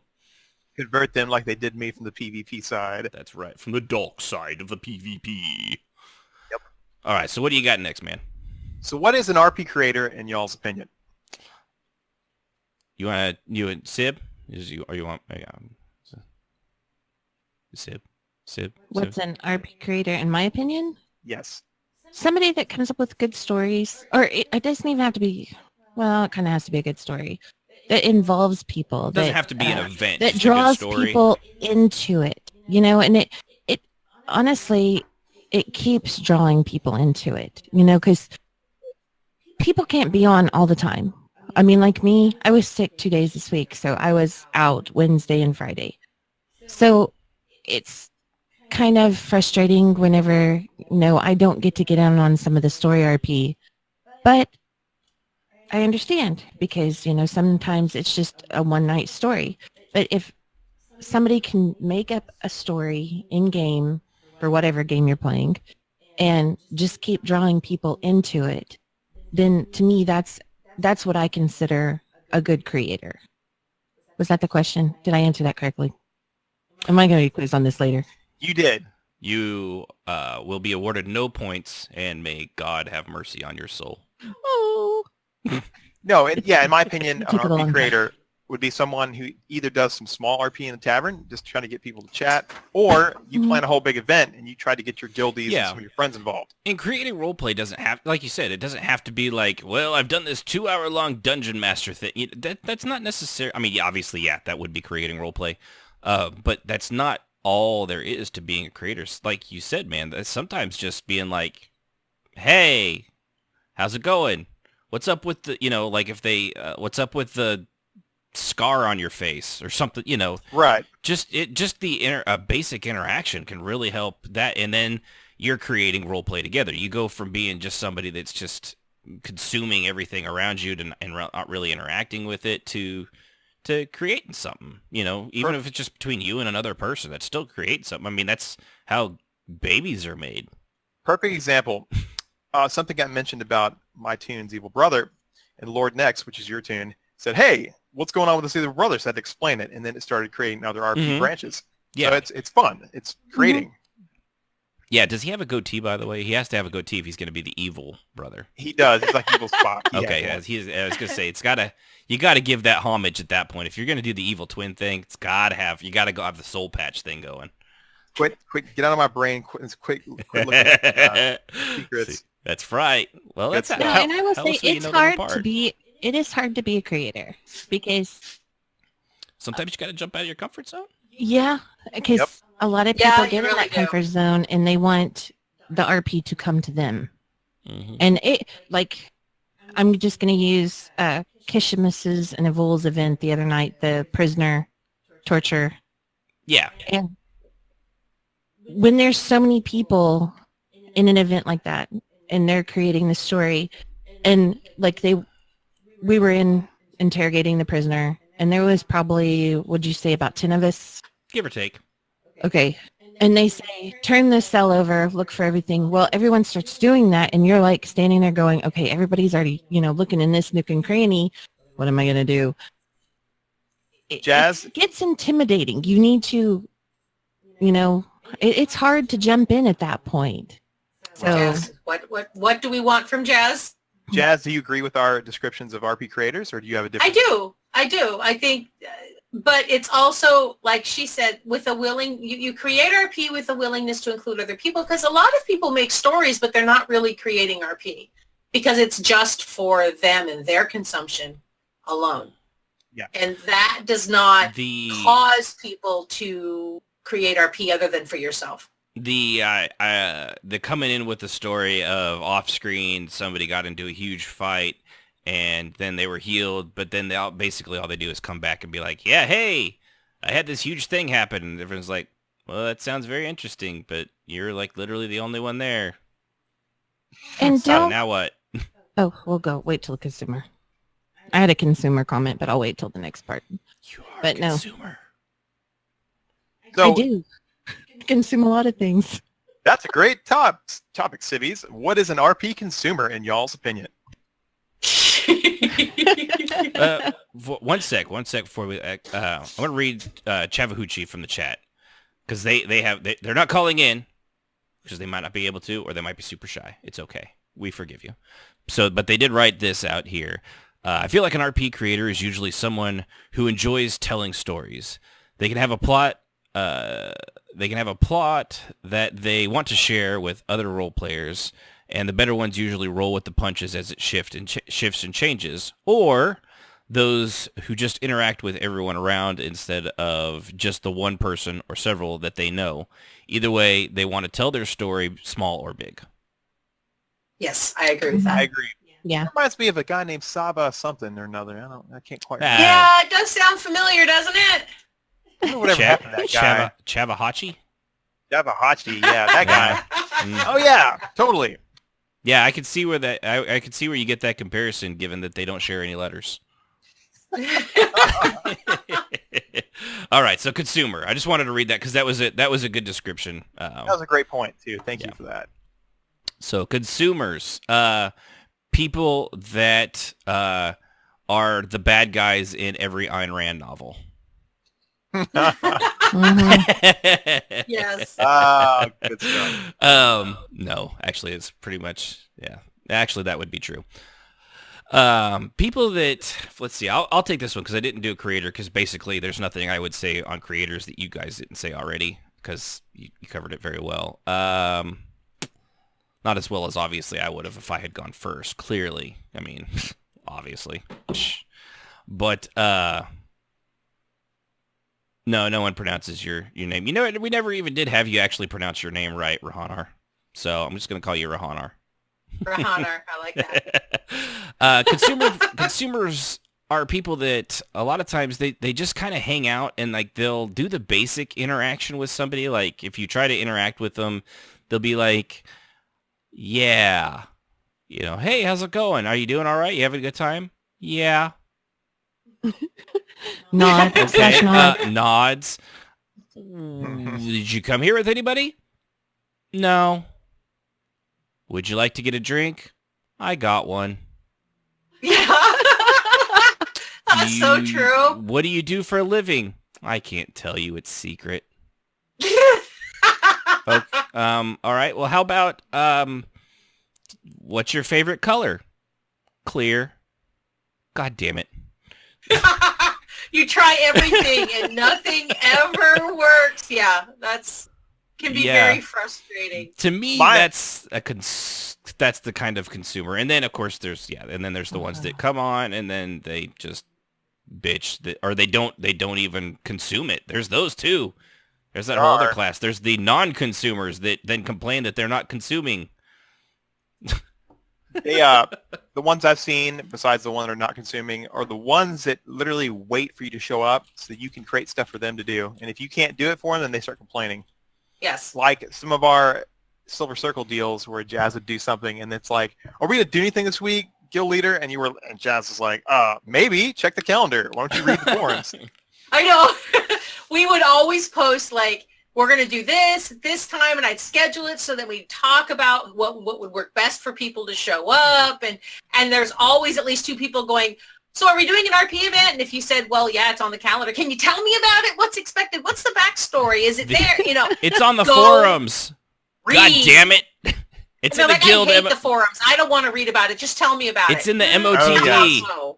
And right now, I will say it's a lot easier because Discord, a lot of guilds will put their stuff. I know Strafay is good about it. Every time he has a poetry night, he goes around and posts it in all the Discord channels. Yeah. So people know that we're going to do a poetry night. And Servants does that. And yeah, you go ahead. Sorry. Servants does it too. They have a channel in Discord, Temple News, that if there's an event getting ready to happen, they post it in there. Yeah, and it's only able to be done by officers so that, it's doesn't get spammed with like, hey, I'm just, I'm farting in the guild hall. But, it's for actual events. But if you want to be like, hey, and I've seen people do it in just the general chat, like, hey, a couple of us are hanging out in the guild hall, come, fart around with us. And and it's just as good, So Discord has really bumped awesome. Up. You have no excuse now, consumers. Ashen, we seem to have a guy in call waiting. Yes, we do. Ugh, let's just ignore him. I think it's somebody I've known before, so I mean, I'm just gonna leave him. No, we got to pay attention to him. He's got Darth Vader helmet on. Drag him in here, and we'll give him a chance to let it catch up, because as we've all heard from everybody that gets drugged out, it's a bit disorienting. So without further ado, let's go to our caller lines and go to Saba, who is also, I believe, the Chattahoochee of Twitch. That's Chattahoochee, bro. That is me. It's welcome. Yes, it's whatever the hell I say it is out loud. How's it going, Saba? Oh, wonderful. That was incredibly disorienting to go from listening to being live. That's what. Yeah, because then you're hearing it without the 5 to 10 second delay. Yeah. Surprise! You're now the chicken on the hot plate. It literally is. Even though we call it a radio show, we're obviously not a radio show because we don't go over radio waves. But it is literally, we've had the same thing of, if we could get you to turn down your radio in the background, so there's a delay. And when you call it the show, make sure you turn your radio down every time. I mean, I'm a little behind, but I did just audibly groan at "I hate the forums." That just bugged me more than anything. You were one of those guys, dude. Oh, man, we had them for a reason. And now we still have them, but now we've also got glorious Discord. Glorious Discord. I will say I still use forums just because I write. Stories. Yeah, but I know a lot of people. It's largely unused at this point. I'm surprised how many people who like to RP and type but don't read, and will tell you, I don't like to read or write stories. Or read or write stories. That's one that always gets me, is people that say, I don't like to write, but they role play. Kishmis is actually one. He's an excellent role player, and yet he doesn't write because he said, what did he say? He said he's not that good of a writer. It's like, dude, I've read your fucking role play. You're a great writer. The only difference is you won't be bouncing off the other part of it. Like, it's not you're not. I mean, I can get it. You might, like Rahanar says, you might hate writing, but if you're role playing, you're kind of already writing. You're It's a already weird writing if you're a transition role for player. me. But anyway, Does that's it- neither here. What do you got, Saba? Does it stem from maybe I don't want to have to do both sides? It could be, or maybe I think honestly, I'll say this. I think this actually for some people just might not like writing, to do both sides. I think some people, when you're role playing with somebody directly in the game, you're both doing the same thing at the same time. But there is something, and I think Sib can back me up on this because she had this anxiety recently when she first started writing a story on your own where it's only your idea, the entire thing from start to finish, the dialogue, the setup, the description is all yours, and then posting that online for others to see, be able to critique and judge. I think that is the nerve-wracking difference between role-playing and writing. It is very nerve-wracking, I know will say. it doesn't make a difference to me, but I still get nervous when I But post there's that. stories or writings. Anything I post, I still get kind of like, yeah. So Saba, what's your take on RP consumers? I think, first of all, most RP consumers are the people that just show up, and then when you try to interact with them, they won't interact with you, or they'll either miss what you say or pretend they didn't hear what you say and then launch into their own life story because it wants to be In the middle of the event. in the middle of other people's, role play going on around them. You mean when there's like, 10 others. So how's your night? I remember the Great War of 15 years ago. Yes. And, It was I a do long think- and dismal battle. There was death and destruction, blood streams running around me as I hunkered down in my little hole. My Heads in best the friend, yeah, when they just go into that, yeah, that's fun. Yeah, I mean, and I've noticed this too. There's also people who do seem to struggle with the idea of keeping on topic. So they walk into a situation where RP is ongoing. There's a conversation going on between 4 or 5 people about a certain topic. And then they hone in on one person and start talking about something completely different. True story. Seen it a million times. And it's not, I don't think they're doing it to be mean. I think, or even that they're clueless. It's that they don't know how to or they don't want to seem pushy to include themselves on the conversation. I'm not really sure why it is, but I know a lot of people do this. It's far too common for me not to say scritch, scritch. I don't understand why it happens, but I know this is a big thing. And then they don't understand why people don't interact with them because they're like, what the fuck are you talking about? We're talking about this. What? I just asked you if you liked the wine. I didn't need to know about the 15-year-long war. I know. And so it's always, or like they'll walk up to me like they know me. Can you work into the killing babies? I mean, a little bit? Because like they'll know me, like they'll know Sial from a previous situation where they've talked with her before. And she's in the middle of debating why daggers are better than swords or whatever. And they'll walk up and say, hey, Sial, nice to see you. So how's the weather? And she's in the middle of a conversation with someone else. And she's like, she'll just turn and go, what? I try to bring them into the conversation, but they just keep talking to only Sial in the middle of this conversation where she's talking to 6 other people. I don't know how to handle that nicely. And I don't know how to address it diplomatically. How to make somebody else pay attention to other people that were already in a previous conversation. Right, because I don't want to disclude them. I don't want them to feel bad. I know they're fairly new, or they wouldn't be doing this, because in most situations, the people that are doing this are very new or are very new to group RP. Or they just don't really, know how to. and they just really, really like you. Or they're autistic and don't know how to use those social cues. I've also run into that. But I think largely the biggest problem is that they're just trying to include themselves the only way that they know how. And honestly, I could use advice from anyone out there on how to gently, without because I'm a very blunt person, how to not say, dude, stop. Shut up. Stop making things up. I will not shut up, Jezzy.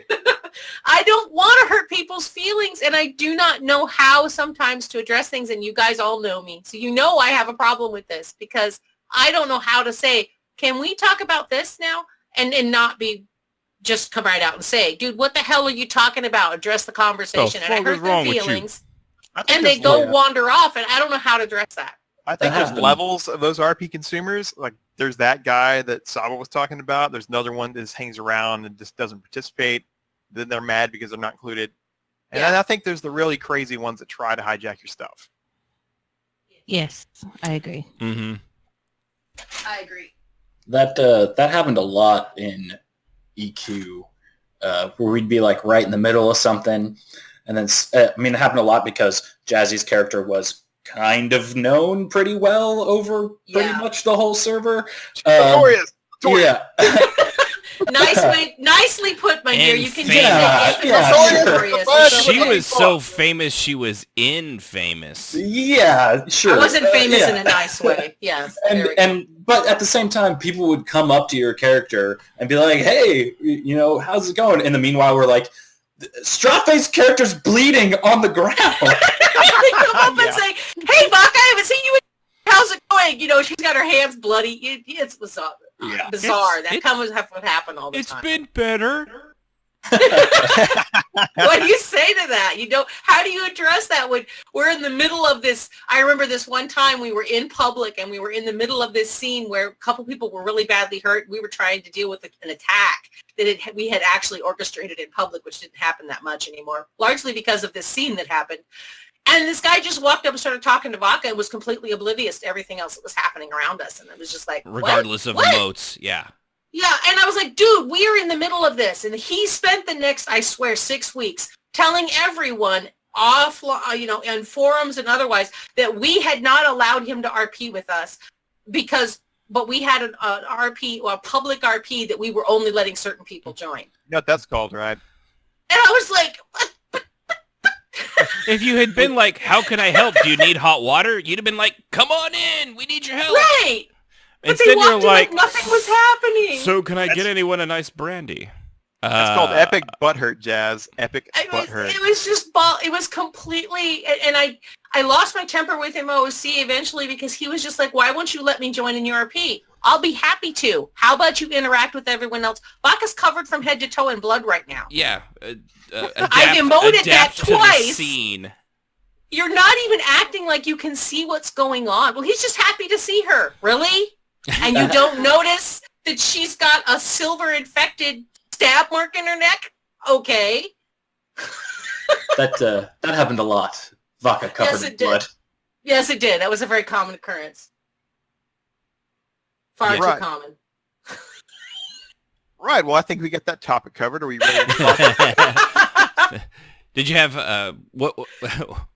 Keep us on the straight and narrow, straight. Well, I was gonna say, all over the hard. What was it you had to, Saba? Is there anything specific? Oh no! You called me out on not calling in. I wasn't. Some people can't. Or we've had a few people that they're shy, which is understandable. Way to prove him wrong. Talking Saba. in front of a few, 100 people. I mean, obviously not right now. I think it's only about 10. We'll usually have about 10 or so people live, but a few hundred people might listen later. So no pressure. Now, Rahanar said something very nice we need to read. Yes, you want to go ahead? Made a good point, that's what I was reading. He made a good point, Strapping. I'll read it. Now you've mentioned the bad side of RP consumers, but they are also consumers that don't necessarily want to be involved, but want to be around for RP. Sometimes people will sit in the corner and listen because they're interested in the story, but don't exactly want to be a part of things? Question mark. Actually, yes, and I've asked people in an OOC tell, are you actually here or are you just watching? And people will say, I'm just watching. This is cool. There's somebody, okay, that's fine. There's somebody in the servants right now that she does it a lot. Cersei, actually. She joins in on a lot of the events and stuff like that, but she'll follow along, but she's there out of character because she just wants to see the story. Now, of course, that difference is she's not expecting anybody to, to capitulate or include her like that or anything like that. She just wants to read the story. So she is consuming it, but she's doing it more like somebody that consumes a book or anything like that. She's... As opposed to, when we say RP consumer, what we're meaning is people that claim they want to be included and want to role play, but actually don't necessarily. But there are those people that, that they can consume things and we'll hit it on the positive side of this one. Because I know a lot of us we've been around so long that we're cynical. We remember it's like everything in life. You always remember like some of the worst moments and some of the worst aspects of things over like the good stuff that happens on a date. Like you can go 6 out of 7 days of the week turning out, pretty normal, pretty okay. And then that one day that was really, really bad, that's literally how your whole week felt like after that day. Regardless if that was the fact or not. And I will also say that there are consumers, and we've run into them in Silver Circle, that were absolutely positive moments, but very random in the sense that somebody just walked up and asked how they could help, and they were given a bucket of water, and they were perfectly happy to hold that bucket of water and, if that whatever, was just to be help. Included, and sometimes that's perfect. Right. I'm even okay with and that. I regardless. like consumers like that. I wish there were more of them. Yeah. People that just want to be a part of the RP, but don't necessarily want to have a starring role. They just want something to do so they can be included in the and I'm always happy to take a background role, and if typically the only time I step up is if nobody, like when Kishmis was saying in the last episode, once he's like there and he says like, hey, like search the room, and nobody emotes for 5 minutes. Yeah, that's rough, but there are a lot of people that consume role play around them, but they never complain about what's going on. They just kind of roll with the punches. They're always there. Just they're like let's see, what's a modern they're if anybody watches like the CW shows like The Flash or Arrow, they're the support characters in the background. They may not be the Flash or Arrow, but they're the nerdy sidekicks that are there in the background, that kind of thing, or they're for the old Firefly people, they're like Wash, who is a very integral part of the show, but he wasn't Malcolm Reynolds, he wasn't Zoe. He wasn't on the front lines of things. The rare spawn RP Netflix watches of the show. Yeah. Yeah. I used to be that person until way back in Age of Conan when Jazz's character came up and talked to me. It's all been downhill from there. It has been all downhill, sir. I was there for part of it. And I completely corrupted him and pulled him into my weird stories. I just got one thing to torment Saba with because he knows it and it goes back to the day. Are you ready? Yeah, I already feel like I know what you're going to say. Oh, Kevin! That was a wonderful story, though. Being pirates was fun. Yar. Oh, that was good times. That was the best times I had in that game. But no, I appreciate. But before we'll go ahead because we only got a little bit left in the show. But I do appreciate you actually calling in, Saba. And also, by the way, it's good to actually hear from you. It's been a long time since I've talked to you. It has. Either in chat or voice. I think it's been even longer in voice, but especially in chat. Definitely. So, but no, I appreciate you calling in. Sorry I had to call you out like that, but it's part of my job. Not sorry. Sorry. Yeah, I was traveling home the other weekend. I probably listened to about 4 of these in a row, and I was like, I want to be on this. God help you. Yeah. What is wrong with you? Why would you listen to this show that often? Oh, it's bad enough I have to listen to it once a week. It's terrible. Suck me in, man. Well, no, I Good appreciate stuff. it. And if there's like anybody out there, if there's everything you want to hear us talk about or call in, I know we've actually had. I'm just going to say this now. I've actually had a few people that have been like, "Hey, sorry to bother you," or I'd call in more, but I don't want to call in all the time. Dude, folks, don't worry about that. If you want to call in because you've got something to say, call in and say it. It's okay. I mean, text is fine, but we don't mind you calling in and helping the show out. And it also makes us feel more like a radio show. So it's we like it. It's perfectly fine, and and it's the interaction and back and forth, and us giving us the ability to just talk right over you constantly. It makes you and Ashen is very good at that. So anyway, like I was saying, it's just good to be able to hear from people. So Saba, you missed Gormal. He was in here earlier, but we already. Oh man, yeah, he's already left. He damn shame. Yeah, I mean, I heard him. You could on your way out, if you want to follow the trail of maggots and grubs that he leaves behind everywhere he steps, you can probably catch up with him. I'm gonna run. I'm going right now. I just wouldn't suggest it. Yeah. Oh, Yeah, last Well- time he had a busload of orphan children. This time, I don't think he's getting any. that's- Yeah. we're old friends. It'll be fine. That's right. Bring him But a hamburger. It should be fine. I can't guarantee it, though. That's right. But I appreciate you calling in, Saba, and thanks for listening, man. And I'm glad you've enjoyed it. And I hope you have a good night. I have. See you. Later, Thanks, Saba. thank you. Later. Yeah. So, all right. So, moving Strafale, you go ahead. What you got next? Well, we can allow Sibby to read the next one, or I can read it. What do you think? What one are we on? We are That number dude 4. was coming. Wow. It seems like we should be a lot further down. I It thought does. that's where we were, but I was like, hit some of the others. We just did through the strolling of conversation. are you We just have. wanting me to do my hot Jessica voice? You can do it in whatever voice you want to, darling. So Number that's a 4 is yes. yours. So that's a yes. That's a yes. Sorry. I have to real quick. Saba has just heard himself on the last end. As with everybody that does that, you don't sound as bad as you think you do. Be No. afraid. Be very Everybody afraid. hates the sound of their own voice. Trust me, it took me 10 episodes to get used to the fact that I sound still don't like like this. the sound of my own voice. I I can don't hear either. Jason, Oh, my Jazz, husband, you're not listening to alone. my... Oh, shut up. I can listen to my husband when he's listening to it, and I'll recognize Ashen and Sib's voice, and I'll be like, wait, that that's nerd? me? Oh my God. Yeah. Ugh, I sound like that. Ugh. So number 4. Number 4. I'll do hot Jessica since we don't have anything wrote up for her like somebody was supposed to. Question. Okay. Number. I can't do it now. Thank you very much. Okay. Will you stop it? Oh my God. Well done, Mr. J. Well done. Okay, let's try this one more time. Number 4. Okay, I'm done. Go ahead. You're such an ass. I swear you're such an ass. Okay.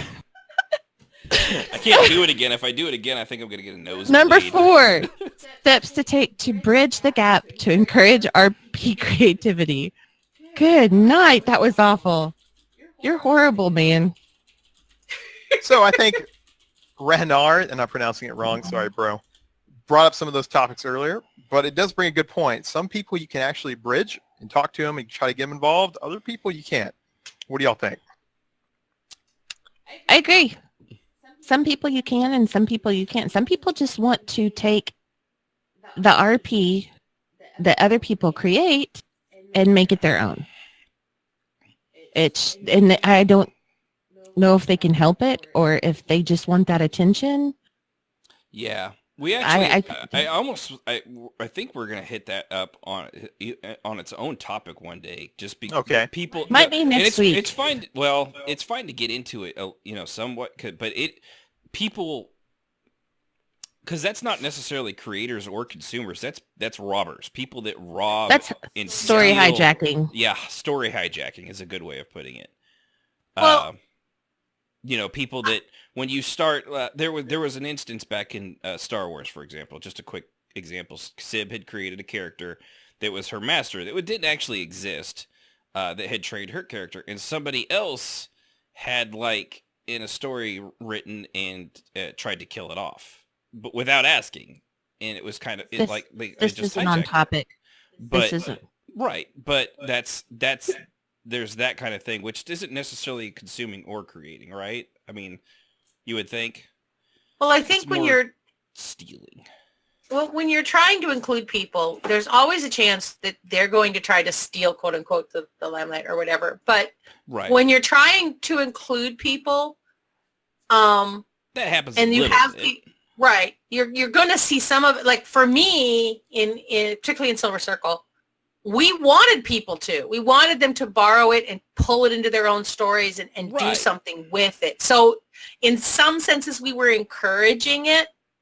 as long as they didn't change certain facts. And that's what I always told people. Yeah, and that was the problem, was it right. And that was the problem, is that people were trying to change the story instead of using the story with their character. They were doing rewrites instead of they were trying to make recreation. Right. Like, because we had this was a certain off-world non-mortal character species that was interacting in Norath. And so they were trying to change the species so that it was more fun for them, and there was less, because there was a lot of drawbacks. I am one of those people that believe that any character that has a lot of power also has a lot of... I want my character just to be balanced, and so I created this race with a whole lot of negatives, like that genie thing. Awesome powers, itty bitty living space. Incredible cosmic powers, itty bitty living space.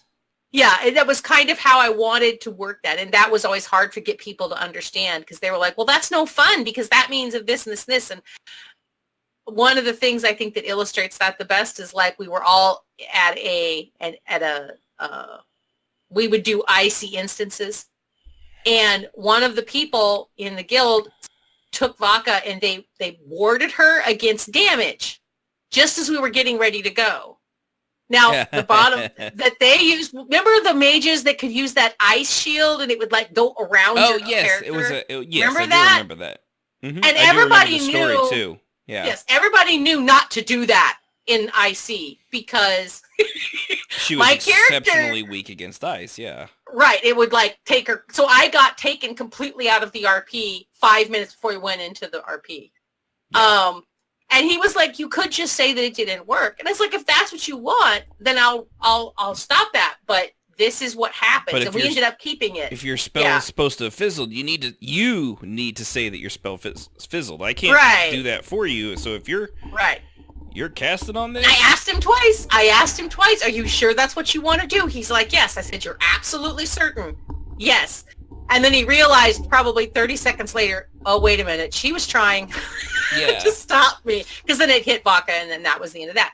So when you're trying to include people, though, I have a habit of scaring people off, because I am a stickler for I don't retcon stuff very much. Mm-mm. So if you say something and I'm like, are you sure that's what you want to do? And you're very sure, and then you don't like the consequences afterwards and want to retcon it, it's probably not going to happen. Yeah, and that makes people nervous. I hate retconning if it can all be avoided. There's nothing, because otherwise it's just a waste of time. You just wasted hours of time. Yeah.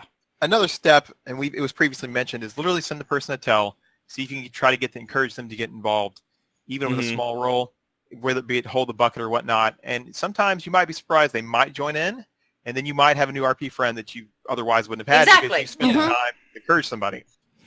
Yes, we brought several people into the guild that turned out to be great RPers by doing that. It doesn't take much, really. Sometimes people just need a little shove, and sometimes, especially if they're brand new to the game, it's just everybody learning to interact with everybody. And every game has its own. The communities are all the same, but the details and the feel of them change. Like, the difference because the lore in the game itself requires it to be. Like, the roleplay community that exists in Final Fantasy XIV is different from ESO, and from ESO it's different than Secret World, because theirs is in real life, as opposed, which even theirs, for an example, is different than how I remember the Matrix Online's, which is another real life game, sort of. Their community was entirely different than even the Secret Worlds. I think each world is going to detail how you're going to pull people in, but it is important to do. Mm-hmm. To include people, and to try to bend over backwards to include people. Yeah. And if somebody comes to you and says, I can't get involved with the clique, then you have to sit down and figure out, are they just being a big whiny baby face, or do they actually have a point? It's I don't know, it's 50-50. I know. Me, I try to, like, at guild events, I try to, like, interact with each person. That's my goal, because I know when I first started, I wouldn't interact, and I know I would love for somebody to just come up and say, hey, how's it going, but I was super shy, super unsure, so, like, an example. At Alanu the other night, we had 3 Dunmere, and I was on Volley, and Jazz was there, and Strafe, and Caves. And I was standing at the end of the bar talking to the 3 Dunmere. Well, something happened, so Strafe and Jazz and Caves left. And there was one character sitting down at the end of the bar by herself, and I was like, on Volley, I was like, hey, let's go down here so you can, join in the conversation. And I didn't know if she would or not. Well, she ended up moving down to the corner with us, and we were all just chatting away. Yeah. Mm-hmm. So it just takes a little bit, They may be nervous, and I don't think she talked a lot, but she still came down there and, was part of the group. It just takes that little bit of, come on, get down here. Yeah. Pressure. Takes that little bit of peer pressure. Get over here. But no. That's Sibby's peddling the pure pressure. That's right. But no, it just, I don't know. I wish I would have had more of that when I was starting, which I did have it from Ashen and Jazz. Yeah, but because I knew them. But and that's and then things have changed.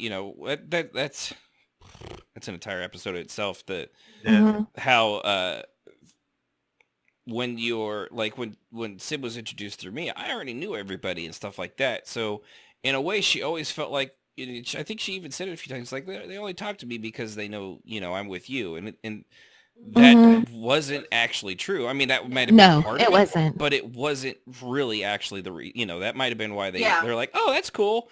But now that like it's like now when she's met people that are like, oh, that's so and so's husband or wife, and she's like, that's cool, but it doesn't make her want to role play with them anymore. It's just the fact that they're the person. But when you're brand new, that's how it feels. It can feel that way. But that's almost that's like that's a whole topic of we can get into. Yeah, but just offer out a simple, hey, come on down and join the group. It's agreed. Yeah. So I think let's get on to 5. I was going to say, I think we've covered that topic well. Yeah, we topic 5. Are you responsible for creating RP for others? ? No. Nope. No, I agree. And here's why. Because if you spend your RP days catering to other people, you're going to be miserable.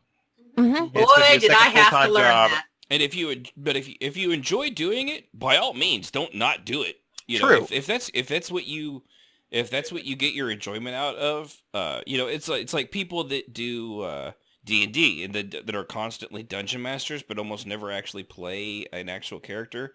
Yeah. But they totally dig on creating the world and creating the story and having all that and making this epic quests and things like that for other people.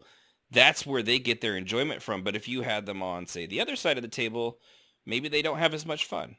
And there are those people. It's true. But you aren't required. No. I think that the key word is responsible. And I really felt that I was responsible for creating roleplay for the whole guild. And I literally burned myself to a crisp. Twice. Yes, you did. 3 times. Yeah, you were like a microwave popcorn bag left in there for 10 minutes. I was done. You stunk up the whole house. Yeah, it was bad. The last time that I burned out, I left EQ. I went and role played in other games, and I was in completely invisible. I didn't tell anybody who I was. I didn't start a guild. I just kind of went from guild to guild to guild to guild to guild and did my own thing. And I needed to. Jazz. That's what you did. And you guys all warned me, and I wouldn't listen because you guys could see I was burning out, and I like a fucking meteorite through the atmosphere. Yeah, yep. And I or love a Chinese creating space RP. station. I absolutely love it. Absolutely love creating RP, and I love creating big events and all this. But are limits. The level of consumerism and the level of ungrateful drama hounds eventually ate me alive, and that is important not to do. Don't create RP to the point that you no longer enjoy the game. Mm-hmm. Yeah, it's true. Because I still create RP. I still have stories I'm working on with all of you in various parts. And a random note that you will enjoy, Jazz. And when she did burn out and she ran off these other games, this is completely off topic but funny. I started playing by myself as the lone Silver Circle guy And this is when Sibby's ran into me with a baby on my chest, and this eventually lured Jazz back in the game. Yeah, it did. It did. I eventually came back because I missed the role play that we had, but I never did it again to that level. I learned. And I still love making RP, but I no longer chase people down to do it. And if somebody's like, why am I not included? Because this is a group RP, so adapt or get out. And I'm afraid... Because you didn't show up, Cupcake.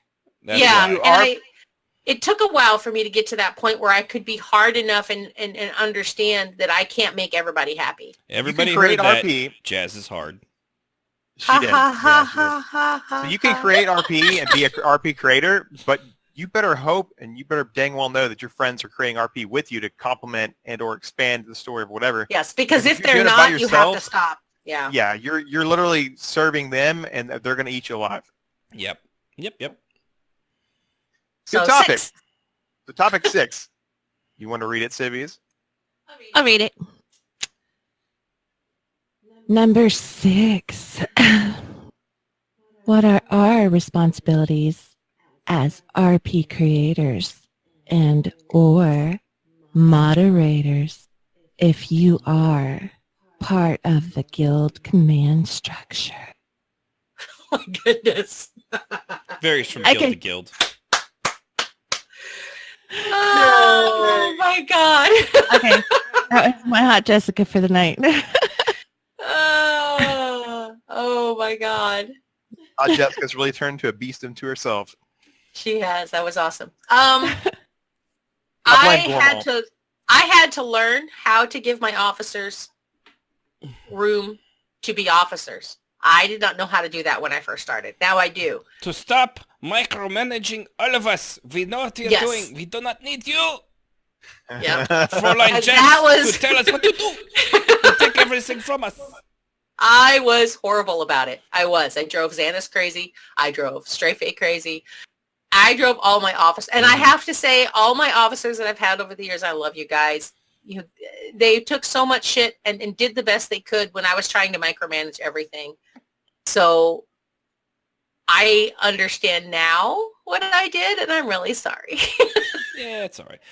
Good. But to answer the question, it depends guild to guild. Like every guild has different requirements or expectations of their officers. Like in servants,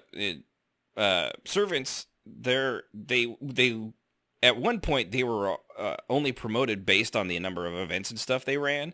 It's no longer like that. It's more about the amount of interaction they constantly have, and also having the ability to run an event is good, but it's also not a extreme requirement to create role play for other people.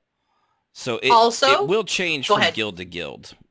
It will, and I also want to say that I don't know how to say this. Well, you should say something. Yeah, Silver Circle was completely and 100% run IC. While it was a fantastic experience and certainly made the immersion and the overall quality of RP very intense and great for people, it also created an undue amount of stress and drama for all of the officers and me.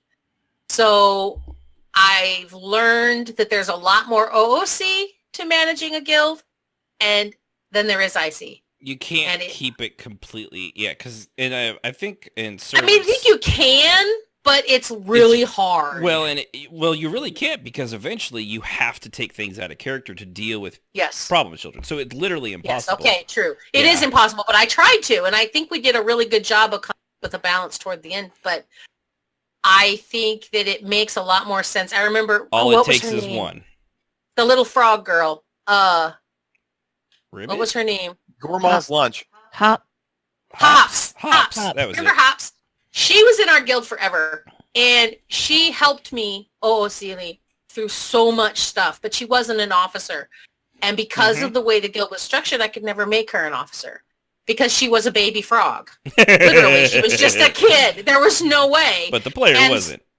Right. Right, but she was wonderful. And now if she was in this game, she would be an officer because I have officers that don't have anything to do ICLE as officers. So it's important, I think, to have that balance. Because she was always saying, I could still be an officer.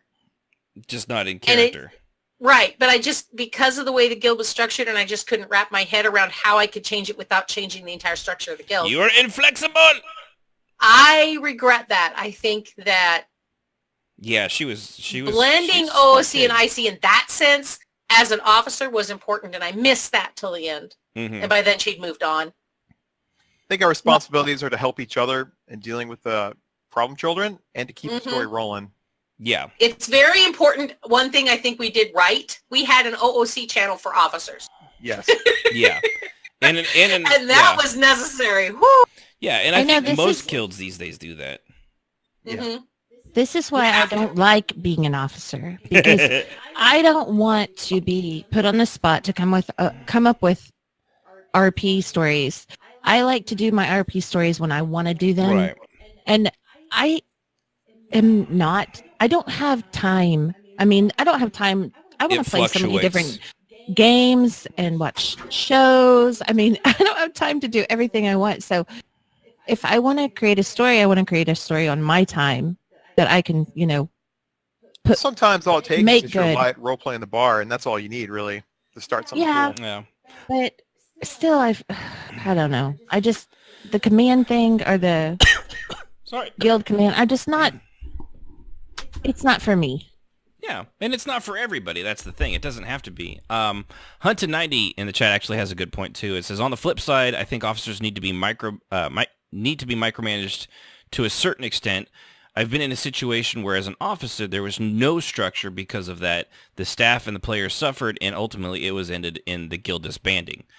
Because there was, and that's like a lot of things. If I've seen it a lot of times in guild after guild after guild. If the guild leader isn't strong enough to hold they're literally like the what in architecture, that center stone that holds the entire arch together, the linchpin stone. If that thing isn't there, Cornerstone, yeah. Well, no, it's the one it's in the, like when you make a stone arch and it's the one right in the middle.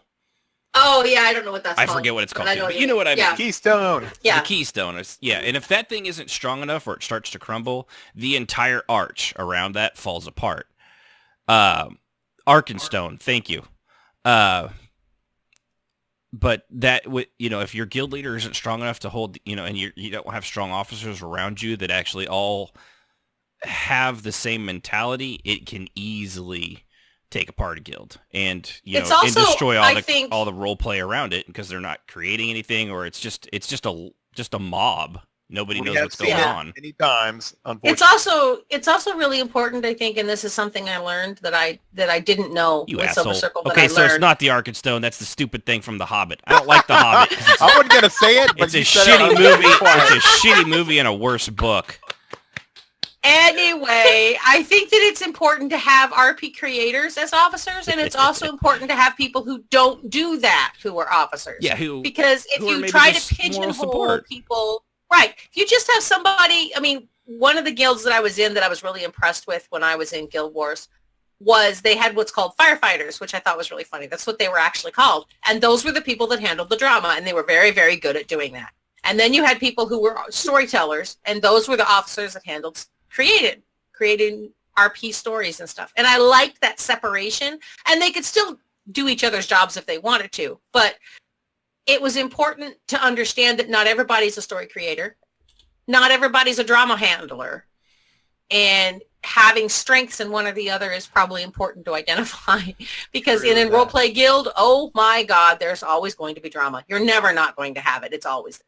Yeah. It's always going to be there. And it is a keystone. So take that, Masons.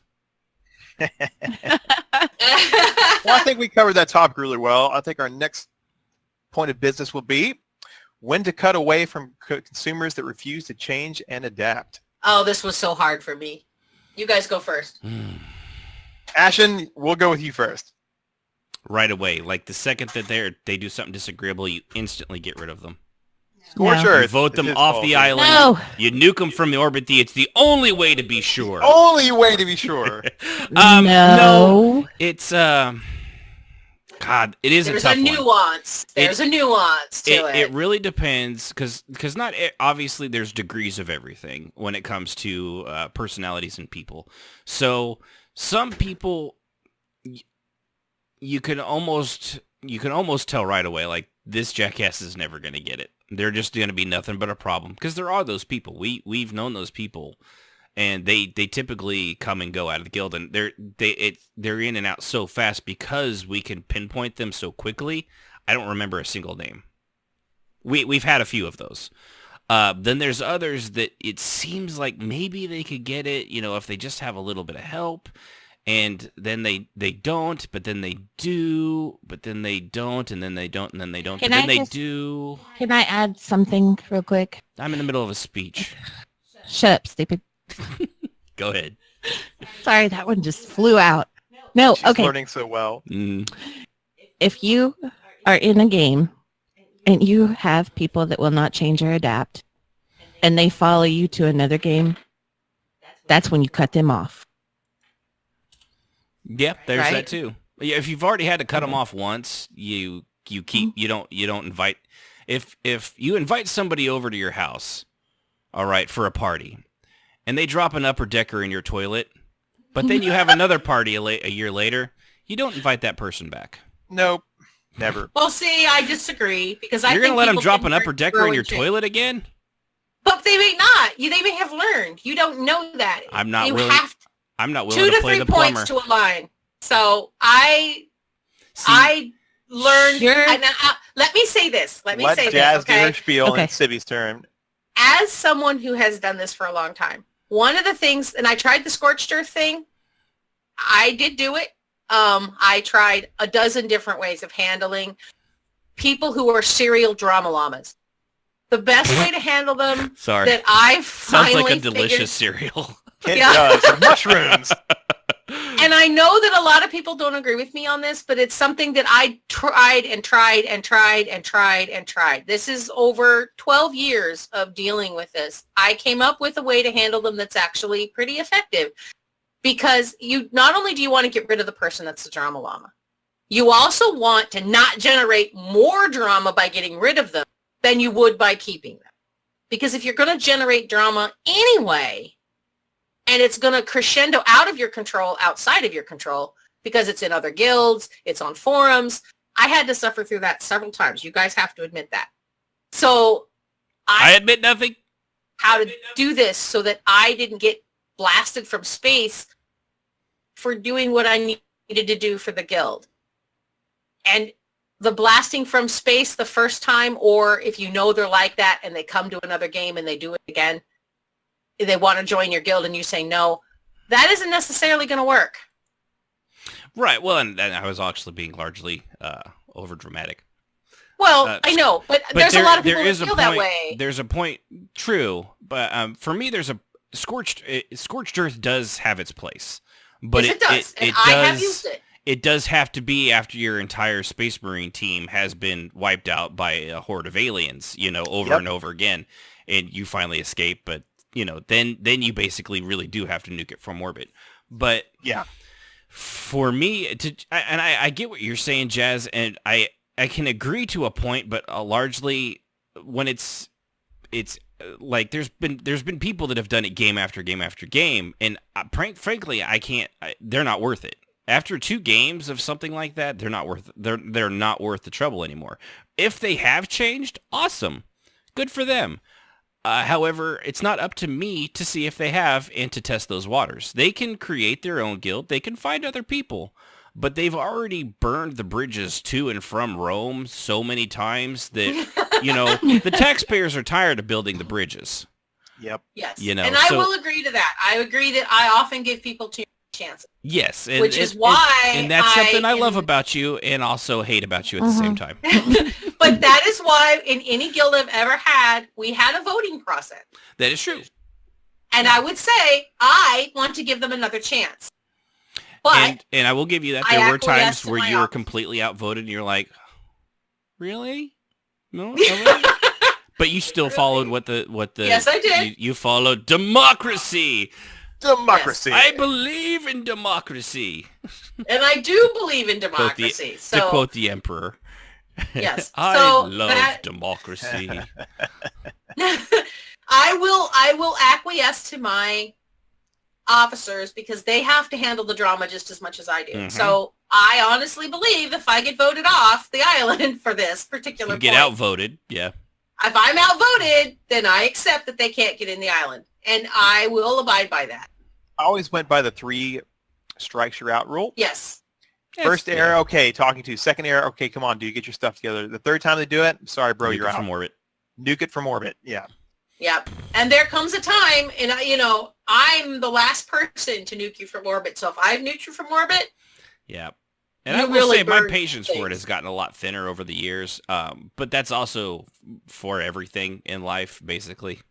So there's that. true. But anyway, Sibbies, do you have any idea, comment on the topic? I will say, since I'm not usually a guild, are you laughing at me now? I think he's Go on. choking, actually. He's dying. Okay. He muted himself, thank goodness. Okay. My thing is, since I'm not usually in the guild command structure, I avoid it, really. I don't really want to be part of it. If I come to somebody like that, I usually limit my RP with them. I try to avoid, getting into a story with them. That's what I do. That's a good point. Yes. Because no one wants that toxicity in their RP, let's be honest. Yeah. And if other people accept it, that's fine. That's them. That's not me. But I try to make myself, I don't go into a storyline with them. sorry about that. I severely choked. Watch those shots, brother. Seriously, wrong pipe. Well, I think we covered that pretty well. Mm-hmm. I think the next topic would be, and we've kind of already discussed it here and there when we first started Yeah. the show, was how to invest our guildmates in RP. But we've kind of already covered that, so unless you guys have other comments, we can move on. No. I mean, obviously, if you're not including your own guildmates in your stories, you're, given not everything can be there. There's obviously private one-on-one role play, blah blah blah blah blah. That it kind of goes without saying. But if you're doing a guild story, clearly involve your guild and all of them, Right. not just like the ones you like. But I think this is more to they're in your guild, but they're not wanting to participate, but then they're complaining about no RP. Right. Well, Yeah. those people, fuck them. Like you can't, you really can't do anything. Like if you're doing guild role play and everybody's invited and you don't exclude anybody in the whole time, and then the next day they're like, "Boy, there was role play going on. Oh, it's just nothing big going on all week." I was like, fuck you. Yeah, because they're intentionally not trying to participate. Yeah. So yeah, that's that. That's where I Cool. stand on that. The last topic on this, and it's kind of one of my favorites since I was Jazz's axeman back in the old days, how to allow them to hang themselves. Now, this is something I'm very good at. You guys have to admit that. Yeah, grudgingly. Jazz, take it away. You're number one on this. You have to let people do this. This is something that I became absolutely convinced is the best way to deal with idiots, is to let them hang themselves. That you have to give them enough rope to hang themselves. And sometimes that means even promoting someone to officer just so that they can completely screw themselves. They can fail spectacularly in flames. Right. And I hate doing that, but I have done it to a certain person that will remain unnamed. And I know worked who like it a is. charm. And I voted whether or not we would let her in. She came in, she became an officer, and then she completely imploded and she was done. And then she was done, and then we nuked her from orbit for that. So, but I found that it's actually the best way to handle drama llamas is to simply give them what they want and let them hang themselves. Or like, for example, if somebody is going to get married, have a baby, and then run off, and you've warned the person and they don't listen to you, then all you can do is sit back and watch it happen. And when it finally does, they're like, oh, hey, I remember when you warned me about that. Yep. Yeah. Ashton, what's your take on letting folks hang themselves? Just make sure you use a really strong branch. I mean, there's nothing worse than when you're trying to hang a person and the tree gives way, and then they get off on a technicality. That's just awful. No, I mean, it really is. Basically, it's exactly what Jazz was saying earlier with the nuke 'em from orbit thing. It's basically giving them enough room to hang themselves is giving them a chance after chance after chance. And I know there's been a few people, we've had them, Servants has had them. I don't think there's any roleplay guild that has lasted for more than a month, perhaps. Sorry, I'm still got the throat thing. That hasn't had people that just, no matter how many warnings, no matter how many attempts to help them, continue to do the same stupid shit. And all they're doing is just spooling out that rope, and then you warn them, and then they're tying the knot and they're wrapping it around the other part, and then you're warning them again, and then they throw it over the branch and put it over their head and jump on the horse, and then you give them one final warning, and then they purposely look at you dead in the eyes as if this is going to prove something, and slap the horse on the ass as it takes off, and their neck jerks and their spine breaks. It's like, okay, well, what? Good luck. Yeah. Why'd that happen? You just hate me. So what I would do back in Jazz's employ as a dastardly officer, I would literally record these events they were literally doing exactly what you're explaining, Ashton. And then when it came time for them to flank the horse to hang themselves, I would literally start laying out the evidence one by one by one until they finally got either so mad they rage quit, or they would just have some cheesy excuse for it, which no one would buy because you're laying the evidence out against them right in the face. Well, I have a hangnail and my great aunt's mother died. Well, that has nothing to do with you being an asshole in roleplay. I mean, I'm sorry for your loss, but that's not an excuse. Yeah, one of the best things that he did for me was that, and he did it actually because I didn't believe that the person was a problem. So he just started screenshotting everything. And there are those, okay, there are people that are devious enough that they can actually hide what they're doing from the people in charge that can make those calls, and only doing it behind the scenes where it's not seen. Yes. And that's I mean, that has really little to do with that, but in that vein, that is an insidious piece of shit right there. And it happens a lot as a guild leader that you don't see it. And they're super sweet to you, or when you're on, they're everything. But the minute you log off, and I had this problem where I would log off and all this shit would happen. And I was trying to figure out who was pulling my leg. And I loved Ren to death. And I was like, fine, you know what? I'm not there. I don't know what's happening. So tell me what. Just get me screenshots. I need to see what's going on. And just slow engaged. Yeah, I needed to see it. And so he started providing screenshot after screenshot after screenshot after screenshot. And it was the end of it. And but you're like, go, man, you are not who I thought you were. Yeah, I was like, what? You know, I mean, you could have knocked me over with a feather with some of the stuff that you're doing.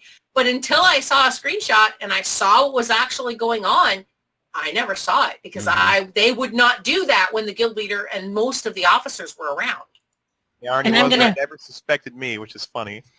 And I'm going to throw this in. Discord has made this a lot easier to do. It has. Yes, it has. Yeah, because they'll do that. They can't hide it all the time. It's like we say when we're doing the show, like we maybe we exaggerate a little bit here and there on some of the stuff just because it's slightly funny. But there are people that do like Twitch streams and podcasts that they try to get away with like pretending to be what they're not, and you know, being this Mr. Man and all that stuff. But that's not actually who they are. You can't keep that up. Eventually, you will always slip, and you can't be who you are all the time and pretend not to be. Eventually, it will slip. You know, it's just the way of it. Or somebody sneaky will take screenshots. Yeah. Or somebody sneaky. I wonder who he's talking about. So, all right. So, what else we got before we wrap this up? Since we're running late again. So we thought expanding to 2 hours was going to be enough, but apparently we keep going over. Apparently not. Yeah. There was a lot of talking points early on. We got sidetracked. Yeah. And the callers, which we, by the way, do appreciate, actually. Yes, thank you guys for calling in. Callers. We love to hear what you think. Yes. Ashton, I think that's about it, unless anybody else has a closing comment. Yeah. Does anybody have any final thoughts? Make RP, have fun. Make RP great again. Good jazz. Make RP great again. Oh my God. I second that motion, That's Ashton. right. Oh my God, I'm going to go kill myself now. Hey, don't slap that horse. We just, we're gonna, you know what? We're gonna build a wall between us and PvPers, between the role players and the PvPers, Oh. and we're gonna make the environmental players pay for it. Stop. Stop. Oh my God. He's getting pumped up for I'm gonna have to find a way to make that make RP great again. MRGPA, or was it MRPGA? I'm gonna have to find a way to make that like an emoji. Make roleplay great again, because that's just fucking hilarious to me. Because it trolls both sides equally, and I like that.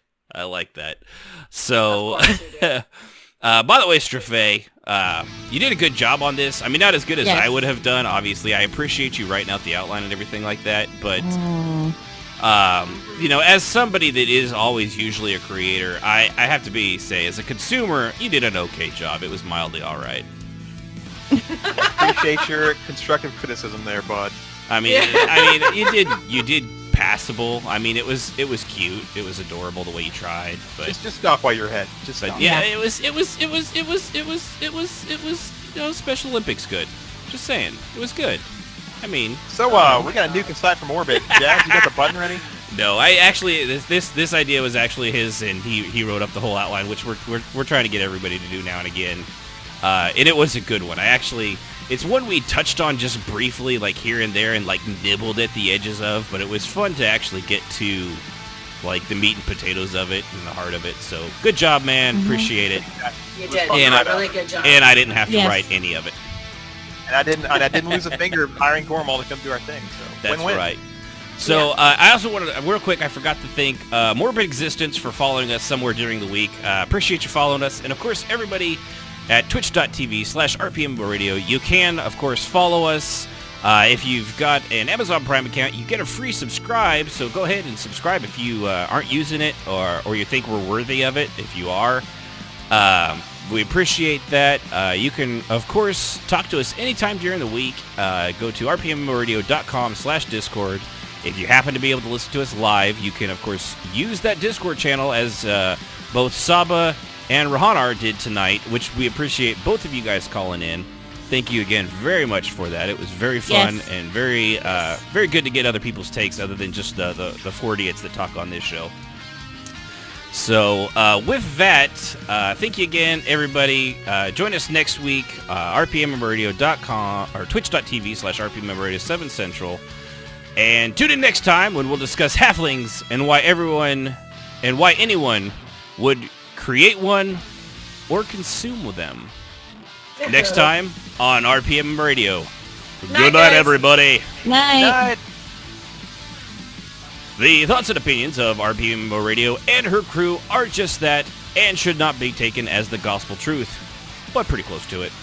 Music, as always, is provided by Husky by the Geek. Visit him at youtube.com/HuskyByTheGeek to hear all his great video game rock covers and original music. Bob Ross rules.